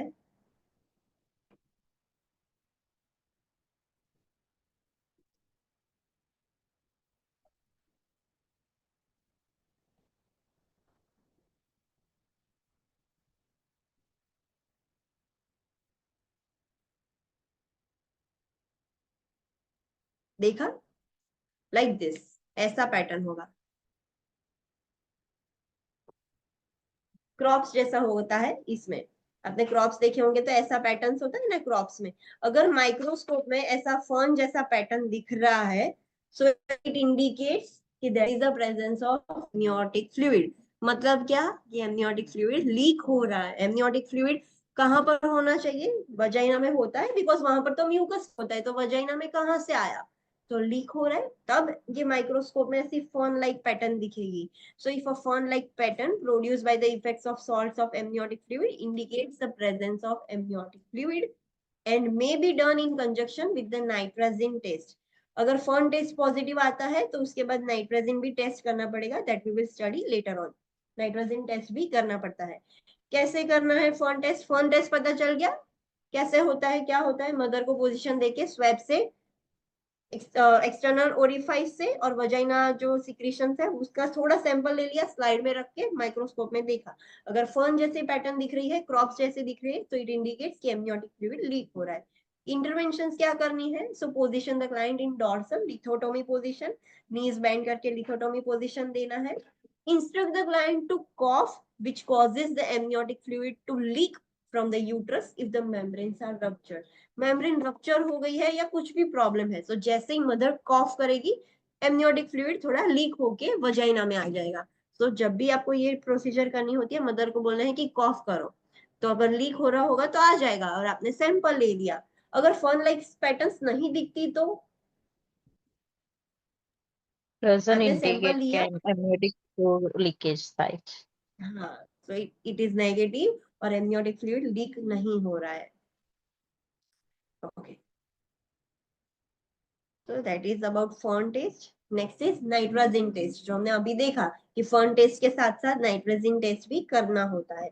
so nitrazine test strip is used to detect the presence of amniotic fluid in vaginal secretion. Nitrazine test भी क्यों करते हैं? To check the amniotic fluid leakage. Vaginal secretions में amniotic fluid नहीं होता है, अगर है उसका मतलब कि लीक हो रहा है। सो ये टेस्ट भी उसके लिए किया जाता है। सो आपने पीएच पेपर की कैसे स्ट्रिप्स आती है, लिटमस पेपर वैसी स्ट्रिप्स भी आती है और स्वैब्स भी होते हैं, दोनों चीज से किया जाता सकता है। सो वजाइनल सिक्रेशन की पीएच क्या होगी? 4.5 to 5.5, बिकॉज वो एसिडिक होती है। So vaginal secretion have pH of 4.5 to 5.5 and do not affect the nitrogen strip or swab. अगर आप स्वैब यूज कर रहे हो, कॉटन ईयरबड जैसा, या फिर स्ट्रिप जो भी यूज कर रहे हो, अगर सिर्फ वजाइनल सीक्रेशंस वाली होंगी तो उससे उसका कलर चेंज नहीं होगा। एसिडिक की वजह से, एसिडिटी की वजह से येलो ऑरेंज जैसा ही रहेगा, उसमें कोई चेंज नहीं होगा। बट अगर एमनियोटिक फ्लूइड है उसमें तो प्रॉब्लम हो जाएगा, बिकॉज एमनियोटिक फ्लूइड एसिडिक नहीं होता। बेबी को एसिडिक एनवायरमेंट में कैसे रखेंगे? सो एमनियोटिक फ्लूइड की पीएच नॉर्मल होती है 7 to 7.5। सो अगर एमनियोटिक फ्लूइड वजाइना में होगा, सो नाइट्रोजन स्ट्रिप्स या स्वैब्स जो भी आप यूज कर रहे हो वो ब्लू हो जाएंगे। सो अगर ब्लू हो जाए तो what does it indicate? It is blue हो गए तो हम लीकेज हो रहा है। हाँ, सो जैसे ही आप वो लिटमस पेपर से एसिड और बेस चेक करते हो, सेम वैसा ही है। आपको वो जो ईयरबड जैसा स्वैब आता है या स्ट्रिप्स आती है, वो सिर्फ इंसर्ट करनी है वजाइनल सिक्रेशन में और लाके देखना है। अगर वो येलो ऑरेंज ही रहे तो इट मींस कि देयर इज नो लीकेज, अगर ब्लू हो जाए तो इट इंडिकेट्स कि लीकेज हो रहा है amniotic fluid. That is all this nitrazine test. Intervention कैसे करना है ये टेस्ट? तो position the client in dorsal lithotomy position, because आपको वजाइना में तो एक्सेस करना होगा। सो डॉर्सल लिथोटोमी पोजीशन दोगे आप। Touch the test tip to the fluid, और जो भी सिक्रेशंस हो रहे हैं वजाइना के जो भी है, सो वो जो स्ट्रिप आप यूज कर रहे हो या स्वैब यूज कर रहे हो, उसको सिर्फ टच करवाना है वो फ्लूइड पर। जैसे ही टच करवाओगे और आप बाहर निकालोगे तो स्ट्रिप का कलर चेंज हो जाएगा। Assess the test tape for blue, green, blue, gray or deep blue color, which indicates the membranes are ruptured, causing the leakage. अगर जो टेस्ट स्ट्रिप है या स्वॉब है जो भी आप यूज कर रहे हो, अगर ब्लू ग्रीन हो जाए, यू कैन सी हियर कि यहाँ पर थोड़ा ब्लूइश ग्रीन शेड है, अगर वो ब्लू ग्रीन हो जाए, ब्लू ग्रे हो जाए, यहाँ पर ये ब्लू ग्रे जैसा दिख रहा है, या फिर डीप ब्लू, ब्लू के कोई भी शेड्स हो, इट इंडिकेट्स कि मेम्ब्रेन रप्चर हो गई है and there is a leakage of fluid, amniotic fluid. अगर ये कलर दिखता है तो it indicates the membranes are intact, not ruptured. Understood? सिर्फ ऐसे लिखी है। ये क्वेश्चन आएगा एग्जाम में। मुझे ये पूछा गया था, that's why I have inserted image. ये ऑलरेडी हमने स्टडी किया था बट इमेज से पता नहीं चल रहा था। मुझे जो क्वेश्चन था उसमें इमेज था कि ऐसे डीप ब्लू कलर की स्ट्रिप है, so what does it indicate. तो ये आपको पता होना चाहिए कि अगर ये शेड्स है तो इट इज इंटेक्ट, अगर ब्लू के शेड्स है तो it is ruptured and amniotic fluid leak हो रहा है। अंडरस्टूड? यस और no? Yes, ma'am. Yes, ma'am. Okay, so आज के लिए इतना रखते हैं, फिर दूसरे जो टेस्ट है वो हम कल देखेंगे। Let's work quick revision. आज हमने क्या देखा? Okay, so today we have completed tuberculin skin test. Tuberculin skin test generally PHCP after pregnancy prefer करते हैं, after birth, but it can be done during pregnancy. अगर प्रेगनेंसी के वक्त positive आता है तो आपको चेस्ट एक्सरे करवाना पड़ेगा। चेस्ट एक्सरे कैसे करवाओगे? सो एब्डोमेन पर एक लीड शील्ड रखकर। एंड कब करवा सकते हो? ओनली आफ्टर, कब करवा सकते हैं chest x-ray? During pregnancy, After 20 week of gestation. after 20 weeks, and the rationale is because अभी fetal organs 20 week तक डेवलप नहीं होते, सो कंजेनाइटल एनोमलीज हो सकती है, सो दैट इज व्हाई 20 वीक्स के बाद ही करवाना है। ट्रीटमेंट कब स्टार्ट कर सकती है mother? As soon as she is diagnosed with the positive test. No, treatment कब? तो after delivery. आफ्टर, हाँ आफ्टर डिलीवरी, आफ्टर बर्थ उसको मेडिसिन स्टार्ट करनी होगी, बट वो टेस्ट प्रेगनेंसी में किया जा सकता है। Next is HbS-Ag। HbS-Ag अगर पॉजिटिव आता है तो what does it indicate? Mother is having hepatitis B infection. Negative है, so there is no any concern. कौन से लोगों को स्पेसिफिक पॉपुलेशन है जिसको हेपेटाइटिस बी की वैक्सीन लेनी चाहिए? Health care workers, ivy drug users, Asia, Africa, Haiti, Pacific islands में जो लोग रहते हैं, जिसको पहले जॉन्डिस हुआ था पता नहीं था, या फिर क्रोनिक लीवर डिजीज है, टैटूज बहुत सारे हैं, ब्लड ट्रांसफ्यूजन पहले करवाया है, मल्टीपल टाइम्स उसको STI हुआ है, पहले ब्लड डोनेट के लिए उसको रिजेक्ट किया गया था कि you can not donate your blood, जो ऑलरेडी डायलिसिस या रीनल ट्रांसप्लांटेशन करवा रहा है, घर में किसी को हेपेटाइटिस बी है या फिर वो पर्सन डायलिसिस कर रहा है, या फिर ये जो भी प्रॉब्लम है उसको आपको वैक्सीन देनी पड़ेगी। प्रेग्नेंट वीमेन को आप हेपेटाइटिस बी वैक्सीन दे सकते हो।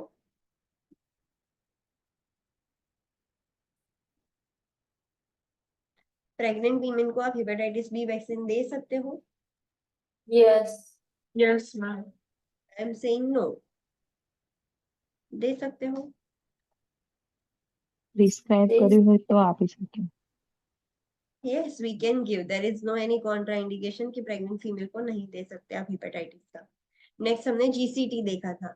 नॉर्मली विदाउट GCT आपको चेक करना है कि फीमेल को डायबिटीज है, GDM है, तो कैसे करोगे? एक तो FBS, एक HbA1c एंड एक था रैंडम ग्लूकोज लेवल।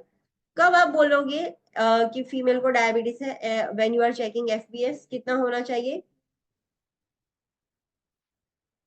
अगर फीमेल का FBS आया है 120, तो अब उसको बोल दोगे कि आपको डायबिटीज है? No. No. To diagnose the GDM, FBS 126 से ज्यादा होना चाहिए। HbA1c कितना होना चाहिए? Greater than 6.5. ग्रेटर देन 6.5, तभी आप उसको बोल सकते हो कि GDM है। And random blood glucose check कर रहे हो तो कितना होना चाहिए? More than 200 mg। तो हाँ, मोर देन 200। सो ये चीज ध्यान रखना। अगर क्वेश्चन में ऐसा बोला गया हो कि फीमेल का FBS था 180, तो डायरेक्टली ऐसा नहीं, सॉरी, फीमेल का रैंडम ब्लड ग्लूकोज था 180, तो डोंट गेट कंफ्यूज कि FBS 126 था और 180 था तो डायरेक्टली GDM है, ऐसा मत बोलना। बिकॉज रैंडम ब्लड ग्लूकोज 200 से ज्यादा होगा तब आप बोलोगे कि उसको GDM है। नेक्स्ट GCT कब किया जा सकता है? यस 24 to 28 वीक में करना होता है। कितने स्टेप्स में करते हैं हम?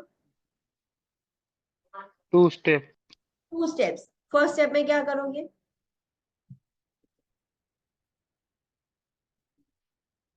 कितने टाइम बाद और कितना होना चाहिए? कितना होना चाहिए। ऑनलाइन स्टूडेंट्स फर्स्ट स्टेप क्या करोगे, चलो what you will do first step in GCT. GCT करना है तो फर्स्ट स्टेप क्या होगा, आर यू स्लीपिंग?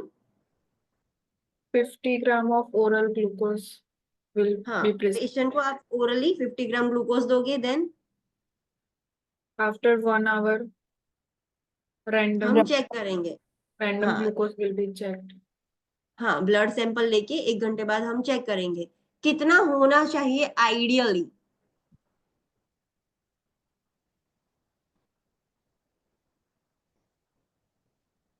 कितना Less होना than चाहिए? 1. हाँ, लेस देन 140 होना चाहिए। अगर 140 से ज्यादा है तो it indicates Diabetes. GDM. GCL. हाँ हाँ, जीडीएम है। बट आप अभी सेकेंड स्टेप बाकी है, डायरेक्टली नहीं ऐसे जजमेंट ले सकते कि उसको जीडीएम ही है। सो सेकेंड स्टेप क्या करोगे आप, After 3 hours check. After 3 hours check करना है फिर से ब्लड सैंपल लेके। अब कितना होना चाहिए आइडियली, कितना होना 130 चाहिए? થયો છો. हाँ, 130 से कम होना चाहिए, but it is above 130 to 140, उससे भी ज्यादा है तो now it is confirm that patient is having GDM. GDM. हाँ, सो नॉर्मली ये भी ध्यान में रखना है कि जीसीटी 86% तो अच्छे रिजल्ट आते हैं, फॉल्स रिजल्ट नहीं आते, बट सम फॉल्स रिजल्ट भी आ सकते हैं, बट डॉक्टर्स ये जीसीटी करते हैं। ओके, नेक्स्ट हमने यूरिन एनालिसिस और यूरिन कल्चर देखा था। जितनी बार मदर विजिट करेगी, एवरी प्रीनेटल विजिट में उसका यूरिन का सैंपल लिया जाएगा और उसको टेस्ट किया जाएगा। नॉर्मली सारी फीमेल्स को ग्लाइकोसियूरिया होता है। क्यों होता है? Because during pregnancy renal threshold for glucose कम हो जाता है। नाउ टेल मी, अगर उसमें कीटोन्स प्रेजेंट है उसकी यूरिन में, सो what does it indicate? Insufficient yes, food and vomiting. हाँ, फीमेल फूड इंटेक अच्छा नहीं कर रही है, वॉमिटिंग्स बहुत हो रही है उसकी वजह से। बहुत ज्यादा ग्लूकोज है यूरिन में, then it indicates Diabetes. Diabetes. Protein है, 2+4+ प्रोटीन है यूरिन में, प्रोटीन यूरिया है, so what does it indicate? Infection and eclampsia. Pre eclampsia और इन्फेक्शन। एंड डब्ल्यूबीसी है यूरिन में तो Infection. Infection, Infection. तो ये याद रखना है। देन अल्ट्रासोनोग्राफी आपको पता ही है, यूएसजी कब क्यों करते हैं, तो आपको आउटलाइन पता चले, एमनियोटिक फ्लूइड पता चले। ट्रांस वजाइनली और एब्डोमिनली दोनों तरह से किया जाता है। इंटरवेंशन में क्या करोगे, मदर को बोलोगे पानी पी के ब्लैडर फुल कर दो, एंड ऊपर से आप सिर्फ देख लेते हो। अगर ट्रांस वजाइनली करना है तो मेक श्योर कि जो भी प्रोब यूज कर रहे हो, we do not perform USG. हाँ, हम यूएसजी नहीं कर सकते, यूएसजी डॉक्टर करेंगे, बट हमें प्रिपेयर करना है कि हम ल्यूब्रिकेट कर देंगे प्रोब को। एवरी पेशेंट के लिए डिफरेंट कॉन्डम यूज होता है ट्रांसवेजाइनल प्रोब में, सो वो करना है। फीमेल को भी बताना है कि इससे आपको और आपके बेबी को कोई हार्म नहीं होगा। Then biophysical profile. Biophysical profile हमें पता चलता है कि फीटस कैसा है, अच्छा है या नहीं। दो चीज हम यूज करते हैं बायोफिजिकल प्रोफाइल चेक करने में। क्या चीज यूज करते हैं? USG and EFM, electronic fetal monitoring. उससे बेबी के ब्रीथिंग पैटर्न पता चलेगी, बेबी की मूवमेंट पता चलेगी, बेबी का टोन कैसा है, एमनियोटिक फ्लूइड कितना है, हार्ट रेट पैटर्न कितनी है, वो सब हमें पता चलेगा। बायोफिजिकल एक्टिविटी अगर नॉर्मल है तो उसका मतलब बेबी को कोई प्रॉब्लम नहीं है, वो हाइपोक्सेमिक भी नहीं है, नर्वस सिस्टम भी अच्छा है, सब कुछ अच्छा है। अगर प्रॉब्लम है तो कुछ प्रॉब्लम होगा। डॉपलर ब्लड फ्लो एनालिसिस मतलब अब यूएसजी से ब्लड फ्लो देख रहे हो, प्लासेंटा में कैसा है और बेबी तक कैसा है। परक्यूटेनियस अम्बिलिकल ब्लड सैंपलिंग, उसमें क्या करोगे? हाँ, मदर के एब्डोमेन से आप यूएसजी की मदद से एक नीडल डाल के, सीधी नीडल कहाँ पर डाल रहे हो? अम्बिलिकल कॉर्ड में, और वहां से आप ब्लड निकाल रहे हो टू चेक कि कुछ है, आपको कुछ डाउटफुल लगा कि हाँ बेबी को कुछ प्रॉब्लम है, तभी ये टेस्ट करते हो। अननेसेसरीली आप अम्बिलिकल कॉर्ड पंचर नहीं करोगे। बट जब भी आप परक्यूटेनियस अम्बिलिकल कॉर्ड सैंपलिंग करते हो तो क्या ध्यान में रखना है? हाँ, ब्लीडिंग और हिमेटोमा ना हो। कैसे पता चलेगा ब्लीडिंग और हिमेटोमा है तो? यूएसजी से पता चलेगा, 1 घंटे बाद यूएसजी करनी पड़ेगी। But fetal heart rate continuously monitor करते रहना पड़ेगा for 1 hour. Okay, okay, next next हमने क्वाड स्क्रीनिंग देखा था। क्वाड स्क्रीनिंग में मेनली 4 कंपोनेंट्स देखे जाते हैं। हमने सिर्फ अल्फा फीटोप्रोटीन ही पढ़ा है और एग्जाम में आपको इतना ही याद रखना है, एक्स्ट्रा याद रखने की जरूरत नहीं है। ये 4 कंपोनेंट से आपको क्या पता चलता है? क्रोमोसोमल डिफेक्ट पता चलेगा, लाइक डाउन सिंड्रोम है, न्यूरल ट्यूब डिफेक्ट है, वो सब है या नहीं। अल्फा फीटोप्रोटीन फर्स्ट कंपोनेंट है, एक कंपोनेंट जो हम चेक करते हैं ब्लड सैंपल में। सो 16 टू 18 वीक्स में किया जाता है। अगर कुछ एबनॉर्मल आता है, एलिवेटेड या कम आता है अल्फा फीटोप्रोटीन, और आपने 18 वीक से पहले ब्लड सैंपल लिया था, तो आपको फिर से सैंपल लेना पड़ेगा टू कंफर्म कि हाँ एक्चुअली में एबनॉर्मल है। अगर बहुत ज्यादा एलिवेटेड आए हैं तो अगेन कंफर्मेशन के लिए आप क्या करोगे? यूएसजी करोगे, तो आपको देखकर ही पता चलेगा कि हाँ फीटस को कोई एबनॉर्मलिटी है। या फिर ट्वीन फीटस होंगे, लाइक 2 फीटस, 3 फीटस, 4 फीटस होंगे, तो ऑब्वियसली अल्फा फीटोप्रोटीन एलिवेटेड ही होगा। सो आप डायरेक्टली जजमेंट ना ले लो, तो यूएसजी करनी है। अगर आपको यूएसजी में नहीं दिख रहा है फीटल एबनॉर्मलिटीज, तो आप एमनियोसेंटेसिस भी कर सकते हो, उसमें से क्रोमोसोमल डिफेक्ट्स होंगे लाइक डाउन सिंड्रोम और वो सब पता चल जाएगा। सो एमनियोसेंटेसिस भी आप कर सकते हो आफ्टर क्वाड स्क्रीनिंग। नेक्स्ट हमने डीएनए जीनेटिक स्क्रीनिंग देखा था। तो फीटस में कोई जीनेटिक एबनॉर्मलिटीज है या नहीं वो हम चेक करते हैं ब्लड सैंपल लेके, डाउन सिंड्रोम, एडवर्ड सिंड्रोम और वो सब। In short genetic screening test करने के लिए हम डीएनए जीनेटिक स्क्रीनिंग करते हैं। कोरियोनिक विलस सैंपलिंग कब करेंगे? सो 10 टू 13 वीक्स ऑफ जेस्टेशन में। जो पीएचसीपी है यूएसजी की मदद से डायरेक्टली नीडल कहां पर डालेगा? प्लासेंटा में। प्लासेंटा में से थोड़े कोरियोनिक विलस के सैंपल ले लेगा एंड उसको लैब में भेजकर स्टडी करेगा। सो इन्फॉर्म कंसेंट लेनी है, मदर को बोलना है ब्लैडर फुल रखे कि अच्छे से और कुछ जगह पर पंचर ना हो जाए। और प्रोसीजर करने से पहले मदर के भी वाइटल्स लेने हैं और फीटर की भी हार्ट रेट लेनी है। एंड प्रोसीजर के बाद उसको फ्रीक्वेंटली कंटिन्यूअसली मॉनिटर करता रहना पड़ेगा हमें कि उसको कुछ प्रॉब्लम तो नहीं हो गया मदर को और फीटस को। देन अगर RH नेगेटिव फीमेल है और उसको कोरियोनिक विनस डॉक्टर ने प्रिस्क्राइब कर दिया है, you are caring for a mother and doctor has prescribed chorionic villus sampling, so what is your first action as a nurse? Doctor ने आपको ऑर्डर दिया है कि prepare this patient for chorionic villus sampling, so what will be your first step? आपको पता होना चाहिए अगर वो RH नेगेटिव है तो इम्यूनोग्लोबिन आपी दो। हाँ रोगैम आपको देना पड़ेगा। फिर आफ्टर प्रोसीजर मदर को क्या एडवाइस करोगे? 24 आवर्स तक रेस्ट करना है, कोई एक्सरसाइज नहीं, कोई हैवी लिफ्टिंग नहीं, नो सेक्सुअल इंटरकोर्स। कब तक नहीं करना है वो सब डॉक्टर बोलेंगे। नेक्स्ट हमने एमनियोसेंटेसिस देखा जो 15 वीक से पहले नहीं किया जा सकता, उसके बाद हम कर सकते हैं, यूएसजी की मदद से करेंगे। कि और तब क्यों करना है? बिकॉज तब अच्छे सारे सेल्स भी होंगे। रिस्क क्या है?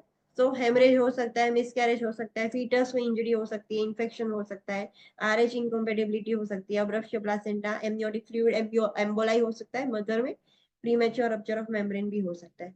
इंटरवेंशंस इन्फॉर्म कंसर्न लेनी है।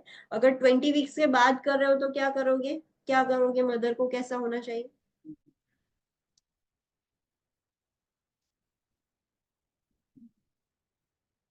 What you have heard? Online students પહેલા કરીશું તો ફૂલ હશે, ફૂલ રાખવાનું બ્લેડર, દેન मैंने क्या પછી पूछा? કરીશું मैंने क्या पूछा? मैंने क्या पूछा? शायद ना लेस देन ઓછું આવવું જોઈએ 20 વીક। मैंने क्वेश्चन क्या किया वो बोलो। I know everyone was sleeping. Okay, मैंने पूछा आफ्टर 20 वीक्स या बिफोर 20 वीक्स? आफ्टर 20 वीक आपने after after 20 week. 20 week. Okay, so जिन लोगों ने करेक्ट सुना वो लोग जाग रहे थे। सो आफ्टर 20 वीक्स क्या होना चाहिए? ब्लैडर Empty एम्प्टी होना bladder. चाहिए। और बिफोर 20 वीक्स कर रहे हो तो ब्लैडर कैसा होना चाहिए? फुल होना चाहिए। Rational you should know. Be full क्यों? To support the uterus. Empty क्यों? कि minimize the chance of unnecessary punctures. और यूएसजी करनी है कि हम देख सके कि प्लासेंटा कहाँ पर है, बेबी कहाँ पर है, तो उसको इंजरी ना हो जाए। बेसलाइन वाइटल साइंस मदर के भी ले लेने हैं, फीटल हार्ट रेट भी ले लेनी है, एंड एवरी 15 मिनट्स मॉनिटर करते रहना है। प्रोसीजर के वक्त कौन सी पोजीशन दोगे? Supine. Supine. And after procedure left side. Left side. Right lateral No, left Left. side. Left lateral. Yes. What is the red important point?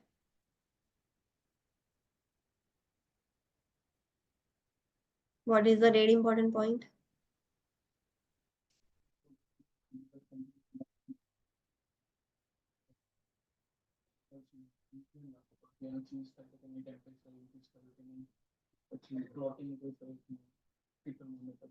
After chorionic sampling and amniocentesis mother को सिखाना है कि अगर आपको chills हो रहे हैं, temperature बढ़ा हुआ लग रहा है, ब्लीडिंग हो रहा है, क्लॉट निकल रही है, फ्लूइड लीक हो रहा है, फिटल मोमेंट आपको फील नहीं हो रही है, कॉन्ट्रेक्शंस, पेनफुल कॉन्ट्रेक्शंस बढ़ गए हैं, क्रैम्पिंग हो रहा है, तो तुरंत आपको PSCP में इन्फॉर्म करवाना। पीएससीपी को नोटिफाई करना होगा, इन्फॉर्म करना होगा। यस। देन हमने किक काउंट्स देखा। किक काउंट्स मतलब क्या होता है, वो क्यों करते हैं? To assess the fetal wellbeing, baby अच्छा है या नहीं। कौन करेगा पीएससीपी? नर्स? Mother. मदर करेगी। हाँ। सो कब करना है? After 28 week of gestation. Mother को शांति से बैठना है, सोना है, जो भी पोजीशन में करना है वो करे, बट उसको फील करना है कि फीटस कितनी बार मूव करता है। आइडियली क्या होना चाहिए? एटलीस्ट 10 मोमेंट्स तो होनी चाहिए 2 आवर पीरियड। हाँ, पर पीएससी उसको प्रिस्क्राइब करेगा कि ये टाइम में बेबी सो रहा है तो ये टाइम पर करो। सो पीएससी भी जैसे इंस्ट्रक्ट करे वैसे करना है, बट मेक श्योर कि जब भी वो करती है तो 2 घंटे के लिए तो उसको करना है, और देखना है कि 10 से कम नहीं है। अगर 10 से कम होगी तो तुरंत उसको पीएससीपी को बोलना होगा कि 10 से कम है फीटल काउंट्स। देन हमने फोन टेस्ट देखा था। फोन टेस्ट क्यों करते हैं हम? To check amniotic fluid leakage. हाँ, एमनियोटिक फ्लूइड लीक हो रहा है या नहीं वो चेक करने के लिए। सो एक माइक्रोस्कोपिक टेस्ट है, वजाइना या एक्सटर्नल ओरिफाइस है, वहां से हम थोड़ा फ्लूइड लेते हैं और माइक्रोस्कोप ऐसे स्लाइड पर रख के माइक्रोस्कोप में देखते हैं। अगर फोन जैसा, क्रॉप जैसा दिखे, सो it indicates Leakage of leakage. Leakage of amniotic fluid. Yes. और इंटरवेंशन क्या है? मदर को लिथोटोमी पोजीशन देनी है एंड मदर को बोलना है कि कॉफ करो। कॉफ करने के बाद सैंपल लेना है, तो अगर लीक हो रहा होगा तो आ जाएगा। And along with fern test के साथ साथ दूसरा टेस्ट भी करना पड़ता है। What is that?